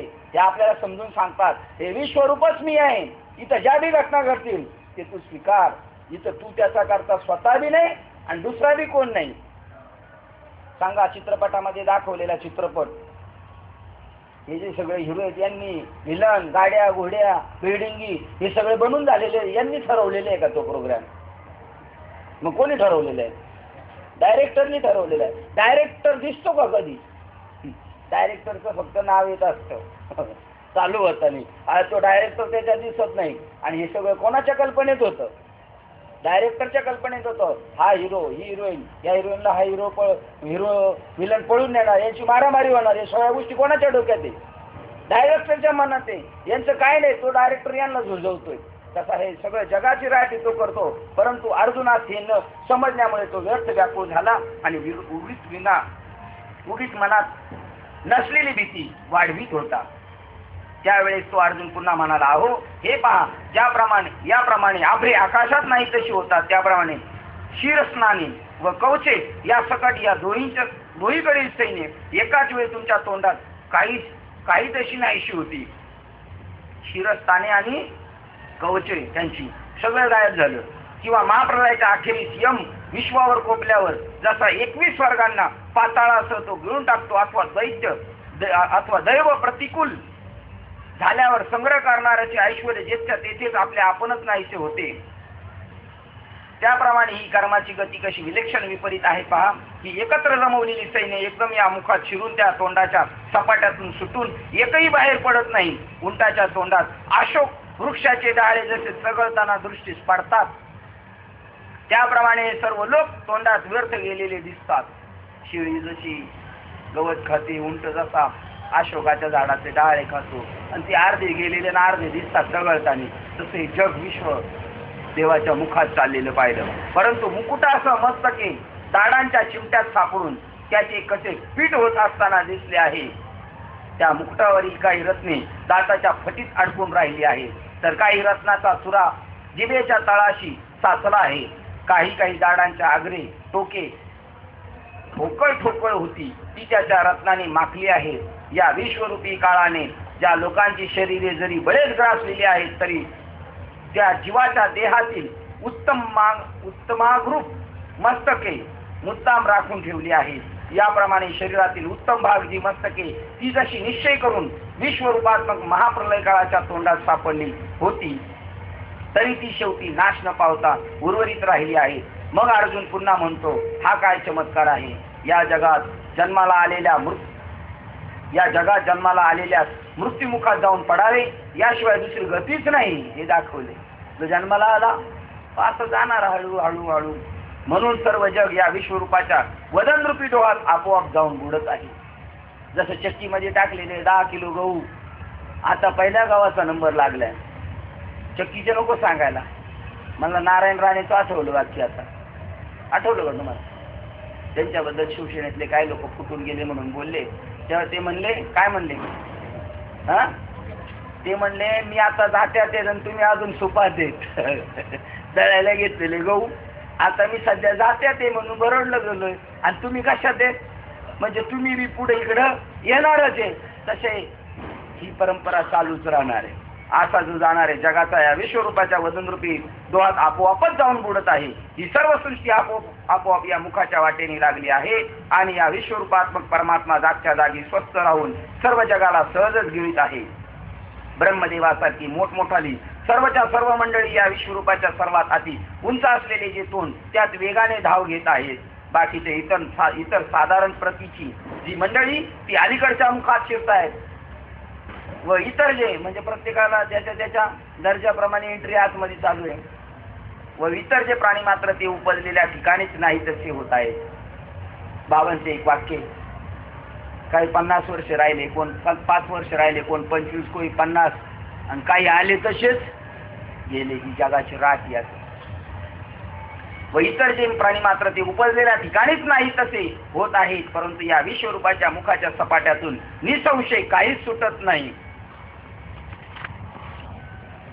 ज्याप्रमाणे महानद्यांचे प्रवाह सहज सत्वर समुद्रात जाऊन मिळतात त्याप्रमाणे सर्व जग चोहूकडून वेगाने येऊन तुमच्या मुखात प्रवेश करीत आहे। प्रत्येक जण चाललाय ना, जसं जसं ज्याचं वय चालले होत तसं तसं पुढे चाललंय, काळाच्या मुखात चाललेलं आहे, देवाच्या त्या विश्वरूपाच्या नाशाच्या दिशेने चाललेलं त्या तोंडात चाललेलं आहे। याप्रमाणे महानद्यांचे प्रवाह सहज सत्वर समुद्रात येऊन मिळतात त्याप्रमाणे सर्व जग चोहूकडून वेगाने येऊन तुमच्या मुखात प्रवेश करीत आहे। तसेच सर्व प्राणी समुदाय आयुष्यरूपी मार्गात दिवस रात्रीच्या सोपानाच्या मापाने त्वरेने तुमच्या मुखात येऊन मिळण्याचा योग साधित आहेत। बघा लगेच पुढंच वाक्य काय, सगळे जगातले प्राणी मात्र पहा तसे सर्व प्राणी समुदाय आयुष्यरूपी मार्गात दिवस रात्रीच्या सोपानाच्या मापाने दिवस रात्र घालवत त्या पायरीने सोपानाच्या मापाने म्हणजे पायरीने त्वरेने तुमच्या मुखात येऊन मिळतात याचा योग साधित आहे। ज्याप्रमाणे वनवा लागलेल्या डोंगराच्या दरीमध्ये पतंग समुदाय उड्या घालतात त्याप्रमाणे हे पहा सर्व लोक तुमच्या मुखात येऊन पडत आहे। ऑटोमॅटिक चाललेलं आहे मरणाचं, ऑटोमॅटिक तो पट्टा पुढं घेऊन चाललेलं आहे। परंतु ज्याप्रमाणे तापलेल्या लोखंडावर पाणी पडले असता जळून खाक होते त्याप्रमाणे जेवढ्या म्हणून प्राण्यांची तुमच्या मुखात प्रवेश केला त्यांचे नाव रूप वहिवाटीतून देखील अजिबात पुसून टाकले। माहिती का पंजाच्या पुढची काय आपल्याला माहित नाही, पंजापर्यंत माहिती, पंजा म्हणजे हा पंजा नाही आजा आणि त्याच्यानंतर तर तो पंजा आणि त्याच्यानंतरची काय कुठं आहे का त्यांची बहुत जन गेले ते माग होता नाही गेले त्यांचा वारा नाही काय नाही आणि आपण थाटाचे पंजाचं नाव नाही आणि आपलं काय राहणार आहे काय करावं की नाही आपण पण नाही आपण बी म्हणणार तसंच जाणार। आमचा आजाच्या मार्गाने गेला बाप ज्या मार्गाने गेले त्याच मार्गाने आम्ही जाणार, आम्ही वहिवाट सोडणार नाही। आजा मेला पंजा मेला बाप म्हसला गेला आम्ही बी म्हसनातच जाणार, आम्ही काय त्याच्यातून बाजूला निघणार नाही। त्यांचे नाव वहिवाटीतून देखील अजिबात पुसून टाकले म्हणजे त्यांच्या नावरूपाचा पत्ता देखील नाहीसा झाला, कुठे गेले। आणि हे फक्त हा जो चाललेली ही जी ओळ आहे ना हा श्लोक जेवढा ती कव्वाली आहे ना, कव्वाली कोणती, चढता सूरज धीरे धीरे ते विश्वरूप दर्शनच आहे, सर उठा कर चलने वाला एक दिन ठोकर है, सिकंदर के हौसले ते लई चालू, सिकंदर राजा अधिराज सिकंदर आ रहे पधार रहे होशार सगळं शांत। आता जाऊन तो कब्र मध्ये झाकून ठेवलेला आहे, किती चिलट कबूतर कुत्री सू करून जातात त्याच्यावर राजाधिराज हू है ना हा है, शांत बसून पडलेले गेले ना ते. आणि हे सगळं आपण पाहिलंय तरी सुद्धा देखून ऐकून एक अंध बहिरे झाले. आणि याप्रमाणे इतक्या सर्व जगाचे भक्षण करूनही तुमची भूक मुळीच कमी होत नाही, ती नाहीच. उलट तुमचा जठराग्नी इतका विशेष रूपाने प्रसिद्ध झाला कसा. ज्याप्रमाणे एखादा रोगी तापातून बरा झाल्यावर त्याला खाखा सुटते, किंवा एखादा भिकारी दुष्काळातून सुकाळ आला म्हणजे त्या जशी खाखा सुटते, त्याप्रमाणे सर्व जगाचा लय करू नये अजून तुम्ही जिबल्यांनी ओठ साठीत असता, त्या जिबल्यांची गडबड दिसते. याप्रमाणे त्याचप्रमाणे या तुमच्या तोंडातून जेवढे म्हणून खाण्याचे जिन्नस आहेत त्यापैकी एकही जिन्नस वेगळा उरला नाही. तेव्हा आपल्या या खरमरीत भुकेचा अपूर्व महिमा काय वर्णन करावा. संपूर्ण समुद्राचाच एक घोट करून तो पिऊन टाकावा काय, पर्वताचा एक घास करावा की काय, हा सर्व ब्रह्मगोलच दाडे खाली घालून शिरडावा की काय, सर्व दिशात गिळून टाकाव्यात, साऱ्या चांदण्या चाटून पुसून घ्याव्यात. अशा प्रकारचा तुमचा हवरेपणा सहजच नजरेस येत आहे. याप्रमाणे विषय भोगू लागले असता भोग विषय काम अधिकच वाढतो आणि विस्तवाला जो जो सरपणाची लाकडे लावावी तो जास्तीच भडकतो. त्याप्रमाणे सर्व जगाला खात असताना पुन्हा पुन्हा तुमची तोंडे खा खा करीत राहिली आहेत. ज्याप्रमाणे वरबानळात एखादे कवट टाकले असता ते त्याला पुरत नाही, त्याप्रमाणे आपले एकच तोंड कसे व केवढे पसरले आहे. पहा की त्याच्या जिभेचा फक्त टोकावरच हे सर्व त्रिभुवन मोहरीसारखे राहिलेले आहे. जिभेच्या टोकावरच आहे. अजून तर आतमध्ये किती मोठे कार्यक्रम होणार आहे. तेव्हा एका तोंडाची जर ही वाट झाली तर तुमच्या या विश्वरूपात असलेल्या अशा अगणित तोंडांना इतकी त्रिभुवने कोठून आणावी. तेव्हा त्यांना पुरेसा आहार मिळत नसून त्यांनी ही तोंडे इतकी पुष्कळ का निर्माण केली आहे. अहो, ज्याप्रमाणे चोहकडून मनवा लागून मध्ये हरण सापडावी त्याप्रमाणे बिचारे सर्व जग तुमच्या या वजनरूपी जाळ्याच्या वडक्यामध्ये सापडले आहे. आता या विश्वाची तशी स्थिती झाली आहे की तुम्ही देव नसून या विश्वरूपाने त्या सर्वांचे अनिष्ट कर्म ओढवले आहे, किंवा जगतरूपी जळचरांना तुमचे वजनरूपी काळजाळेच पसरलेले आहे. मग आता तुमच्या या विश्वरूपाच्या तेजरूपी जाळ्यातून स्थावर जंगम वस्तूची कोणीकडून बाहेर पडावे ही तुमची तोंडे नसून जगाला पेटलेली लक्षाग्रहच ओढवलेली आहेत असे वाटते. आपल्या प्रखर तेजाने आपण प्राणीमात्राच्या अंगात कसे पोळतो हे अग्नीला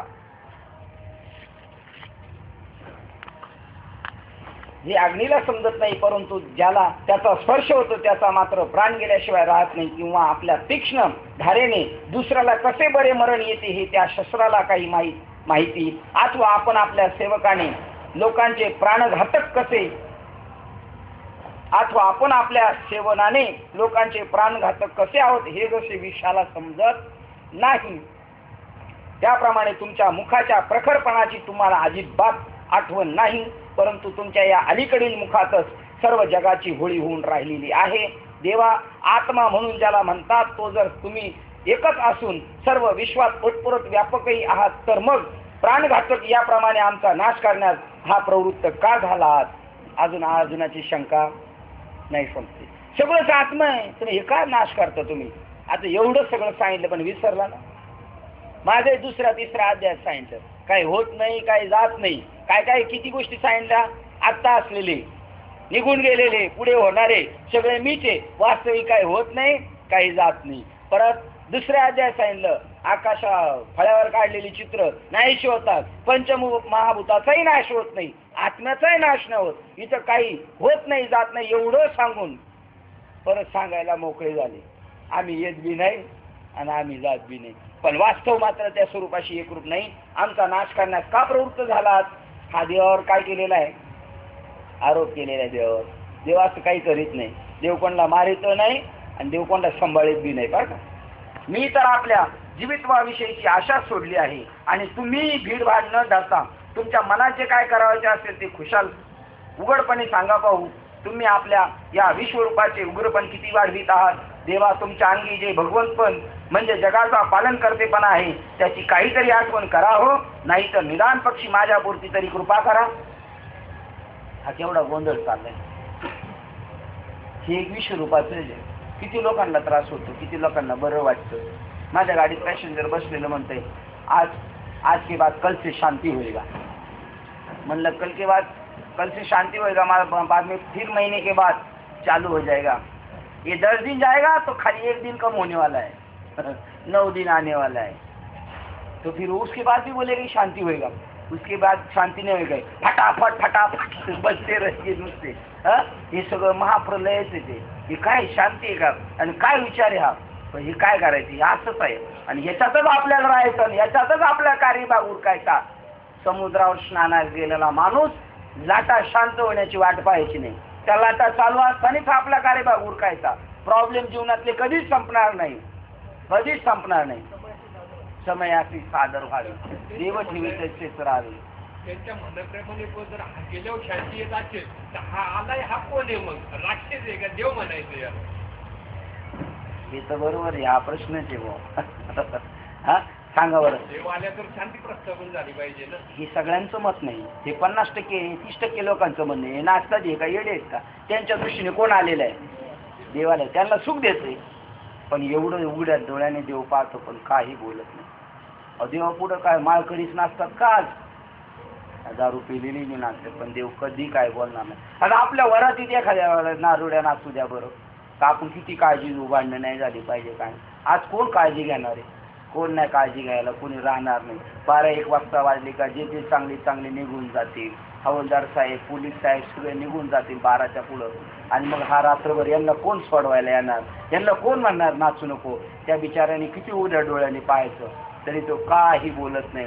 देवासारखं माणसाने शांत बसावं हे फक्त आपण पोरांना सांगतो, आपण कधीच शांत बसत नाही। आपल्या मनाची उलघाल सारखी चालू असते। देवासारखं शांत बसायला शिकलं पाहिजे। काही झालं का साधा आवाज आहे देवाला, काय होत असेल? गेल्या वर्षीच काकी म्हणल्या होत्या, पडोळ काकी, आमच्या बाजूला लावलंय तर नुसती भांडी दान दान दान। आमच्या शेजारी लावलं ना उन्हाळ्यात, ही सगळे गावाला गेल्यावर मी एकटाच काल आमच्या कौलावर पत्र्यावर आणून ठेवतील। अरे बाबा खाली ठेवा, खाली ठेवलं असं बोलला का आवाज वाढवतो। मग मी म्हणतो वाजू दे, यांना कापूस घालून झोपायचं। गोडे बाबाला सांगितलं कापूस घालून झोपा। आपण बेडवर बसलो का तो खालून बेड दान दान दान दान, काय झोप येणार सांगा? शांतीची अशांती करून टाकली। हेच जगाची जाती आहे, याच्यातच आपला कार्यभाग उरकायचा। जिथं काही चालतं का आपलं, जिथं काही चालत नाही तिथं जसं शांत बसतो, जिथं काही चालत नाही तिथं शांत बसतो, तसं जिथं चालतं तिथं सुद्धा माणसाने काय करायचं? शांत बसायचं। जे जे होईल ते ते सहज व्हा। तुम्हाला आता देवाला तो म्हणतो आपल्या विश्वरूपाचे उग्रपण किती वाढवितात। देवा तुमच्या अंगी हे भगवंत पण म्हणजे जगाचं पालन करतेपणा, त्याची काहीतरी आठवण करा हो, नाहीतर निदान पक्षी माझ्यापुरती तरी कृपा करा। बाकीचं पेटलं जळालं मला काय करायचं? मला तर वाचवा म्हणतो हा अक्कलपोट्यानं। अनुग्रह घेतलेला माणूस अक्कलपोटे असतो असतो, एक तरी ओवी अनुभव आणि यालाच म्हणतात नाकडीनीचा दृष्टास। बाकीचे मरते पोरग मिळालं तर चालेल, मला वाचू द्या।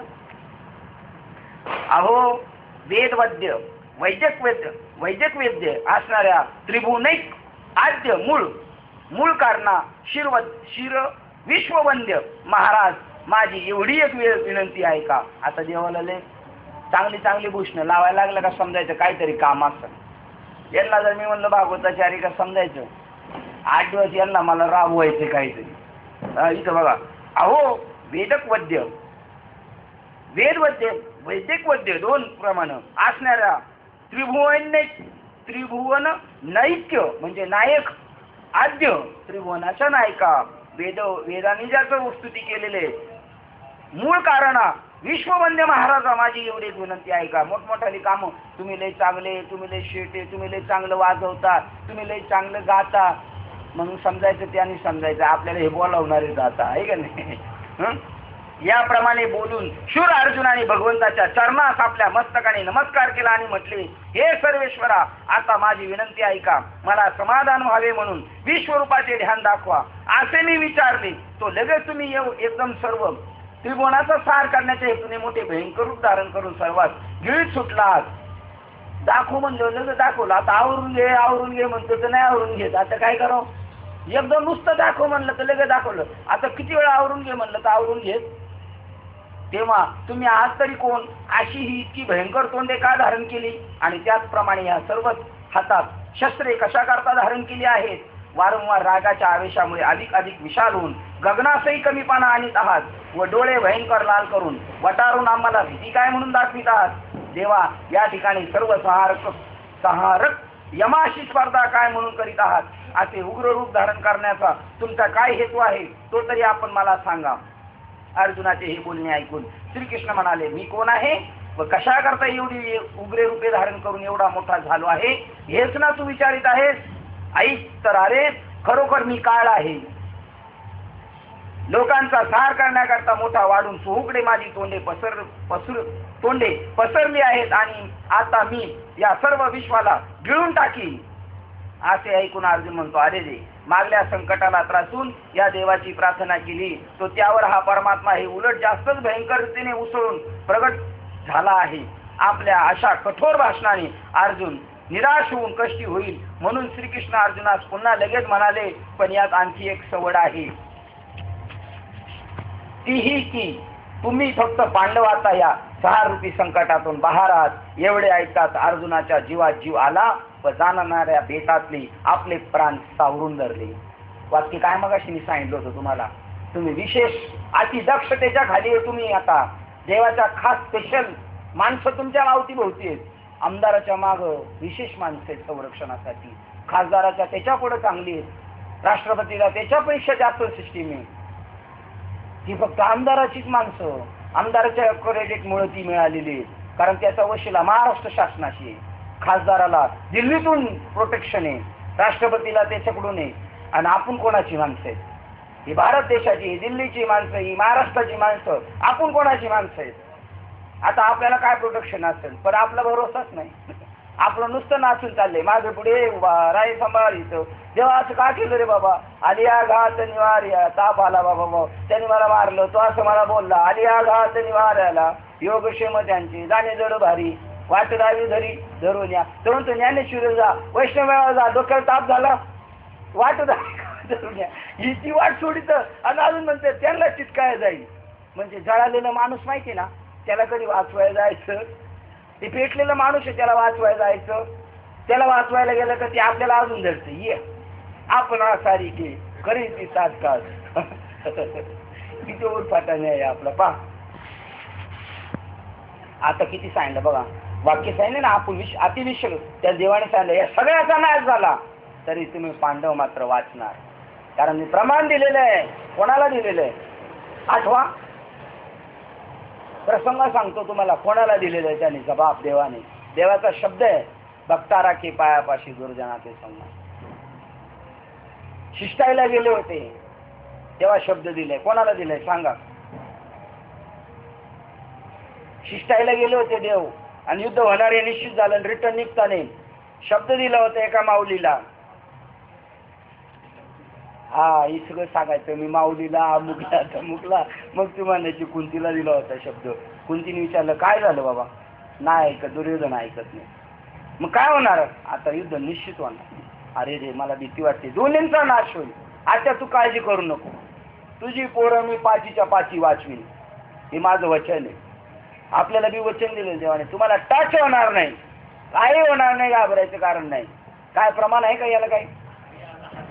मग कैशी बैठ काय प्रमाण पाठ आहे महाराज, तुम्ही कीर्तनकारच दिसताय. अजून प्रमाणे बघा, त्याला एक विशेष रूपामध्ये ठेवले, त्याच्या पाठीमागे अतिदक्षिणेचा, त्याचं मी सगळं योगक्षेम त्यांचे जाणे. अजून त्याच्या पाठीमागं पुढं आली आघात निवारा, जे बी आघात येईल ते निवारण करणार. विचार करा ना, हे आपल्या अजून डोक्यात भागवत न उतरत, ज्ञानेश्वरी नाही उतरत, एवढी कीर्तन. प्रल्हादाला हे डोंगरावरून टाकून दिलं आणि त्याला कोणी झेलला? आता तुम्हाला आपल्याला कोणी झेलले आतापर्यंत? नारायणाने झेलला त्याला. बघा, यांना माहिती, यांच्या गळ्यात माळ नसून माहिती यंदा. तुम्ही माळा घालून सुद्धा काय उपयोग नाही तुमचा. पण असं म्हणू नका, नाही ते काढायला लगेच पटापट. सांगा त्याला विष दिलं, त्याला विष दिलं. आतापर्यंत सगळ्यांना विष पचवावंच लागलं. विष घ्यावे ग्रासोग्रासी नाही. पहा तुका अजून एक प्रमाणे, तुका म्हणे तोची संत तोची जगाचे आघातच झाले पाहिजे. त्यावेळेला तुमची भूमिका नसती, त्याशिवाय नाही. जर खोटी ठोकायची, मामा खोटी जनावर गेले आपण ठोकायला, पंढरपूरवरून येताना खोटी उपटून नेली होती माहिती आहे ना. खोटी नाही, नंबरच घेऊन पळालं होतं. गोल्डे बाबा गायला लागले तर गुरं रानवानं सायरा वायरा पळायला लागली होती. बरं इकडं म्हशीची ताकद होती म्हणून तिने वडला तो देव सगळा, पण कालवड मात्र ते काय ते म्हशीचं पारडू त्याचं काही चाला नाही. इकडच्या किनाऱ्याला ही स्थिती आणि तिकडे त्या किनाऱ्या खिल्लारी बैलाची स्थिती, ती बी कावरी बावरी झाली. असा कोण माणूस आलेला आहे असा त्यांनी पाहिलंच नाही ना, त्यामुळे ते घाबरले होते. कुठल्याप्रमाणे कुठं गेलो आपण, कोणत्या प्रमाणाने कुठं गेलो होतो. हा पांडवाचं चाललं होतं, प्रल्हादाला वीज दिलं सगळ्यांना.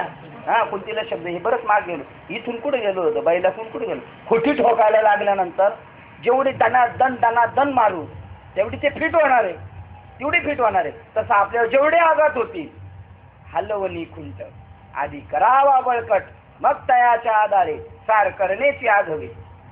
तुम्ही पांडव आपल्या या सहारा रूपी संकटातून बाहेर आहात एवढे ऐकतात अर्जुनाच्या जीव आला व जाणाऱ्या बेतातले आपले प्राण सावरून धरले. तो मृत्यूरूप महामारीच्या तडाख्यातून सापडला होता, तो मृत्यूरूप महामारीच्या तडाख्यात सापडला होता.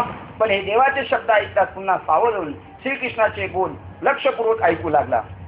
तेव्हा देव असे म्हणाले की अर्जुना, अरे हे तुम्ही पांडव तेवढे माझे आहात, म्हणून तुमच्याशिवाय इतर सर्वांना मी गिळण्याकरता प्रवृत्त झालो आहे, हे पक्के लक्षात ठेव. प्रलय काळाच्या प्रचंड अग्नीत लोण्याचा गोळा घातल्यावर जसा तो नाश पावतो त्याप्रमाणे माझ्या तोंडात हे सर्व जग गेलेले आहे असे तू पाहिले आहेस. तर त्यामध्ये सर्वाचा नाश होऊन काहीच उरणार नाही हे तू पक्के निसंशय समज. हे सर्व सैन्य घमेंडीने व्यर्थ बरळत निर्वत आहे. अशा चतुरंग सैन्यरूपी संपत्तीच्या साह्याच्या बळावर कृतांताबरोबरही जे स्पर्धा करतात व पराक्रमाच्या मदावर स्वार होऊन म्हणजे गर्वाने जे चढून गेले आहेत, हे जे सर्व या ठिकाणी सैन्य समुदाय एकत्र मिळून वीरवृत्तीच्या बळावर घमेंडीपूर्व मोठ्या दौलाने वल्गना करीत आहेत की यमही आमच्या गजदळा सैन्यापुढे तुच्छ आहे असे त्यांचे वर्णन करतात. ते म्हणतात की आम्ही, हे जे मेलेले म्हणतात आत गेलेले, ते असे म्हणतात की आम्ही सृष्टीवर प्रतिसृष्टी निर्माण करू, शपथ वाहून मृत्यूला मारू व या जगाचा घोट घेऊन संहार करू. आम्ही ही सर्वच पृथ्वी गिळून टाकू, हे आकाश तर वरच्यावर जाळून भस्म करून टाकू व आपल्या बाणांनी वाऱ्याला सुद्धा जागच्या जागी जखडून हलू देणार नाही. हे एवढे प्रतिज्ञा करणारे यांना आत घेतले. आता एवढे सगळे आधीच बघा या असे म्हणत होते ना, म्हणून यांना आत घेतलेले. शस्त्रापेक्षा ज्यांचे बोल अति तिखट आहेत ते अग्नीपेक्षा अति दाहकत आहेत असे दिसून येते व मारण्याच्या कामात काळकूट विषाशी तुलना केली तर या शब्दापेक्षा काळकूट विषाला मधुर असे म्हणावे लागेल. एवढी डेंजर आहे, एवढे बेकार माणसं, पण यांना आत घेतलेले बघ. अशी ती व्यर्थ वल्गना करीत आहे. तर हे वीर म्हणजे जणू गंधनगरातील लोट असावे किंवा पोकळीचे भेंडाळे असावे अथवा चित्रातील रंगीत दिखावे फळे असावे. त्याप्रमाणे एवढी जरी ताकद असली एखाद्याची, आपल्याला कोणी त्रास द्यायला आलाय, लय बलाढ्य असला तर आपण एवढंच समजायचं, चित्रातील रंगीत दिखावे फळे आहे, हे काही करू शकत नाही. कारण त्याच्या मागची जी सत्ता आहे ना, ती सत्ता आपल्या हातात आहे. सर्व सत्ता आली. नगर शेव झालं तर ते लगत मारा हाना काय करायला लागतात, करायला लागतात. एकदा एका एरियात गेलो मी, मारामारी चालली होती. म्हणलं किती मारतात, ते म्हणले हे आत्ताच निवडून आलेले, एका माणसाला मारायचं काम चाललंय. म्हणले एवढी माणसं मिळून एकाला मारतात, ते म्हणले आत्ताच निवडून आलेत ना. निवडून आल्यावर ते अंगात ताकद येते ना, वारा भरला जातो, मधाचा वारा. असली फळे, पण या वाऱ्याला सत्ता कोणाची? आमच्या प्रभूची. हो, आपल्याला काही होऊ दे बिलकुल नाही. आणि असं जर होत असं तर तुकाराम महाराज देवाला म्हणतात, मेला का काय तो अम्मा गांजी जन तर का मेला नारायण? मेला का? त्याचं का मड उचललं का? अजून कोण म्हणलं होतं का असं काही? तुझं मड उचललं, तू मेला बरा. हा, जनाबाई म्हणले होते, जनाबाई म्हणले. हा, आहे का नाही? मेलं तुझं मड उचललेलं बरं. एवढं देवाला बोलायची ताकद पाहिजे ना. असं होऊ देणार नाही देव आपल्याशी. त्याप्रमाणे हे निर्जीव आहेत असे समज. ही सगळी माणसं निर्जीव आहेत, यांच्यात ताकद आपल्या देवाची ताकद आहे. आपली सत्ता आहे. आपण सांगितलं देवाला, देव आपला ऐकतो, देव माझा ऐकतो. पण माणसंच नाही ऐकते. माणसं लय रगिलवादी. देव ऐकतो बरं का, देवाला सांगत ते काम करतो. तुम्हाला सांगतो, तुम्ही कल्पना करा, देवाशी बोलावं लागत नाही, त्याला परिहार द्यावा लागत नाही. तुमच्या मनात नुसती निर्माण झाली इच्छा तर ती वास्तव्यात दिसल. तुम्ही कधी तुमची बी तुमचं बी देव ऐकतो. जे जे इच्छी प्राणी ते पूर्वी चक्रपाणी सगळ्यांचंच ऐकतो देव. पण आपल्याला तशी दृष्टी नाही. काही घडणार असेल आपल्या अवतीभोवती तर आपल्या अवतीभोवती तसे प्रसंग घडतात. जसा पाऊस येण्याच्या अगोदर वारा सुटतो, मातीचा वास यायला लागतो वेगळ्याच प्रकारचा, त्यावेळेला आपल्याला कळतं का आता पाऊस येणार. तसंच आपल्या जीवनात अवतीभोवती काही घटना घडणार असतात, त्याचा वारा आपल्याला येतो थोडासा, पण आपण भानावर नसतो त्यावेळेला. त्याप्रमाणे निर्जीवायचा असं अरे जसा मृगजळाचा पूर अथवा तद्वत हे सर्व सैन्य आहे, अथवा हे सैन्य नव्हे तर जणू कापडाचा साफ करावा किंवा अलंकार घालून सजून बाहुली उभी करावी, तशी ती निर्जीव सैन्य आहेत. आपल्या पुढे उभी राहणारी माणसं काय, त्यांना जान नाही, त्यांना जान नाही जी ती आपल्या देवाची. त्यांनी जर त्याला उठवायचं म्हणलं तर उठवील, मेलेल्याला उठवील. आपलं जर संरक्षण करायचं असेल तर मेले माणूस जित उठवील आणि आपलं संरक्षण करेल. आणि आपल्याला जर नाश करायला आला असेल तर मेलेल्याला जिवंत असणाऱ्याला शांत करेल, तेवढा पुरता का होईना. एरवीच्या बळावर शरीराच्या चेष्टा क्रिया चालतात, ते सर्व बळ मी पूर्वीच ग्रासून टाकलेले आहे यांचे. आता हे सर्व सैन्य कुंभाराच्या मातीच्या चित्रातील बाहुल्याप्रमाणे किंवा चित्रीय घोडेस्वाराप्रमाणे निर्जीव आहे. आपल्या अवतीभोवतीचं जगत आपण असं पाहायचं. त्या कळसूत्री खांबावरील बाहुल्यांना हलवणारी दोरी तुटली म्हणजे मग वाटेल त्याने त्या बाहुल्यास लोटली तरी ती तशी उलथून पडतात, एवढी ताकद आहे त्यांच्यात. त्याप्रमाणे सर्व सैन्याचा आकार मोडून टाकण्यास अजिबात वेळ लागणार नाही. म्हणून अर्जुना उठ लवकर शहाणा हो. विराट राजाच्या गायी हरण करण्यासाठी कौरव मत्स्य देशात आले होते, त्यावेळी तू सरसकट सर्वांवर मोहनास्त्र घातले व विराट राजाच्या अतिशय भित्र्या अशा उत्तर संज्ञक मुलावर करवी सर्व सैन्य कौरवांची वस्त्रे हिसकावून घेऊन त्यास लग्न करून सोडले. तेच हे सैन्य आता त्यावेळेपेक्षा निष्ठेत निष्कृष्ट झालेले आहे. पहिलं ताकद होती तेव्हा तू असं केले, आता यांच्यात जान राहिलेली नाही. आता मेलेल्या मुर्द्यावर काय सापावर दापटे घालण्यात मजा आहे. आयता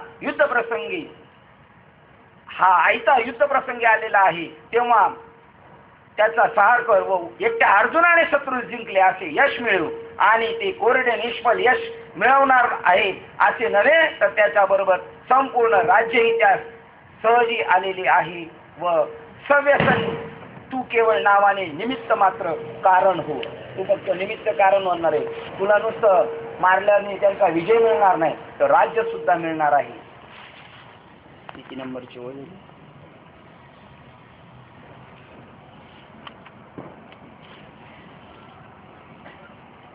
471 क्रमांकाच्या ओळीला आपण थांबूया. आज काय कोण लांबचं नाही, सगळे जवळचेच आहेत. आपण 9:30 पर्यंत सगळे घरात जाणार. कोण दिव्यावरून आलं नाही, कोण नेरूळवरून आलं नाही. त्यामुळे 10-15 मिनिटं पुढे ओढली. झालेली सेवा हृदयस्थ सद्गुरू सच्चिदानंद श्रीपाद बाबा रामदास बाबा अधिष्ठान परमात्मा श्री गणरायाच्या चरणावर, तुम्हा सर्वज्ञांच्या चरणावर सेवा समर्पित करून सेवेला आपण इथे पूर्ण विराम देऊया. पुंडली गौर देव हरी विठ्ठल श्री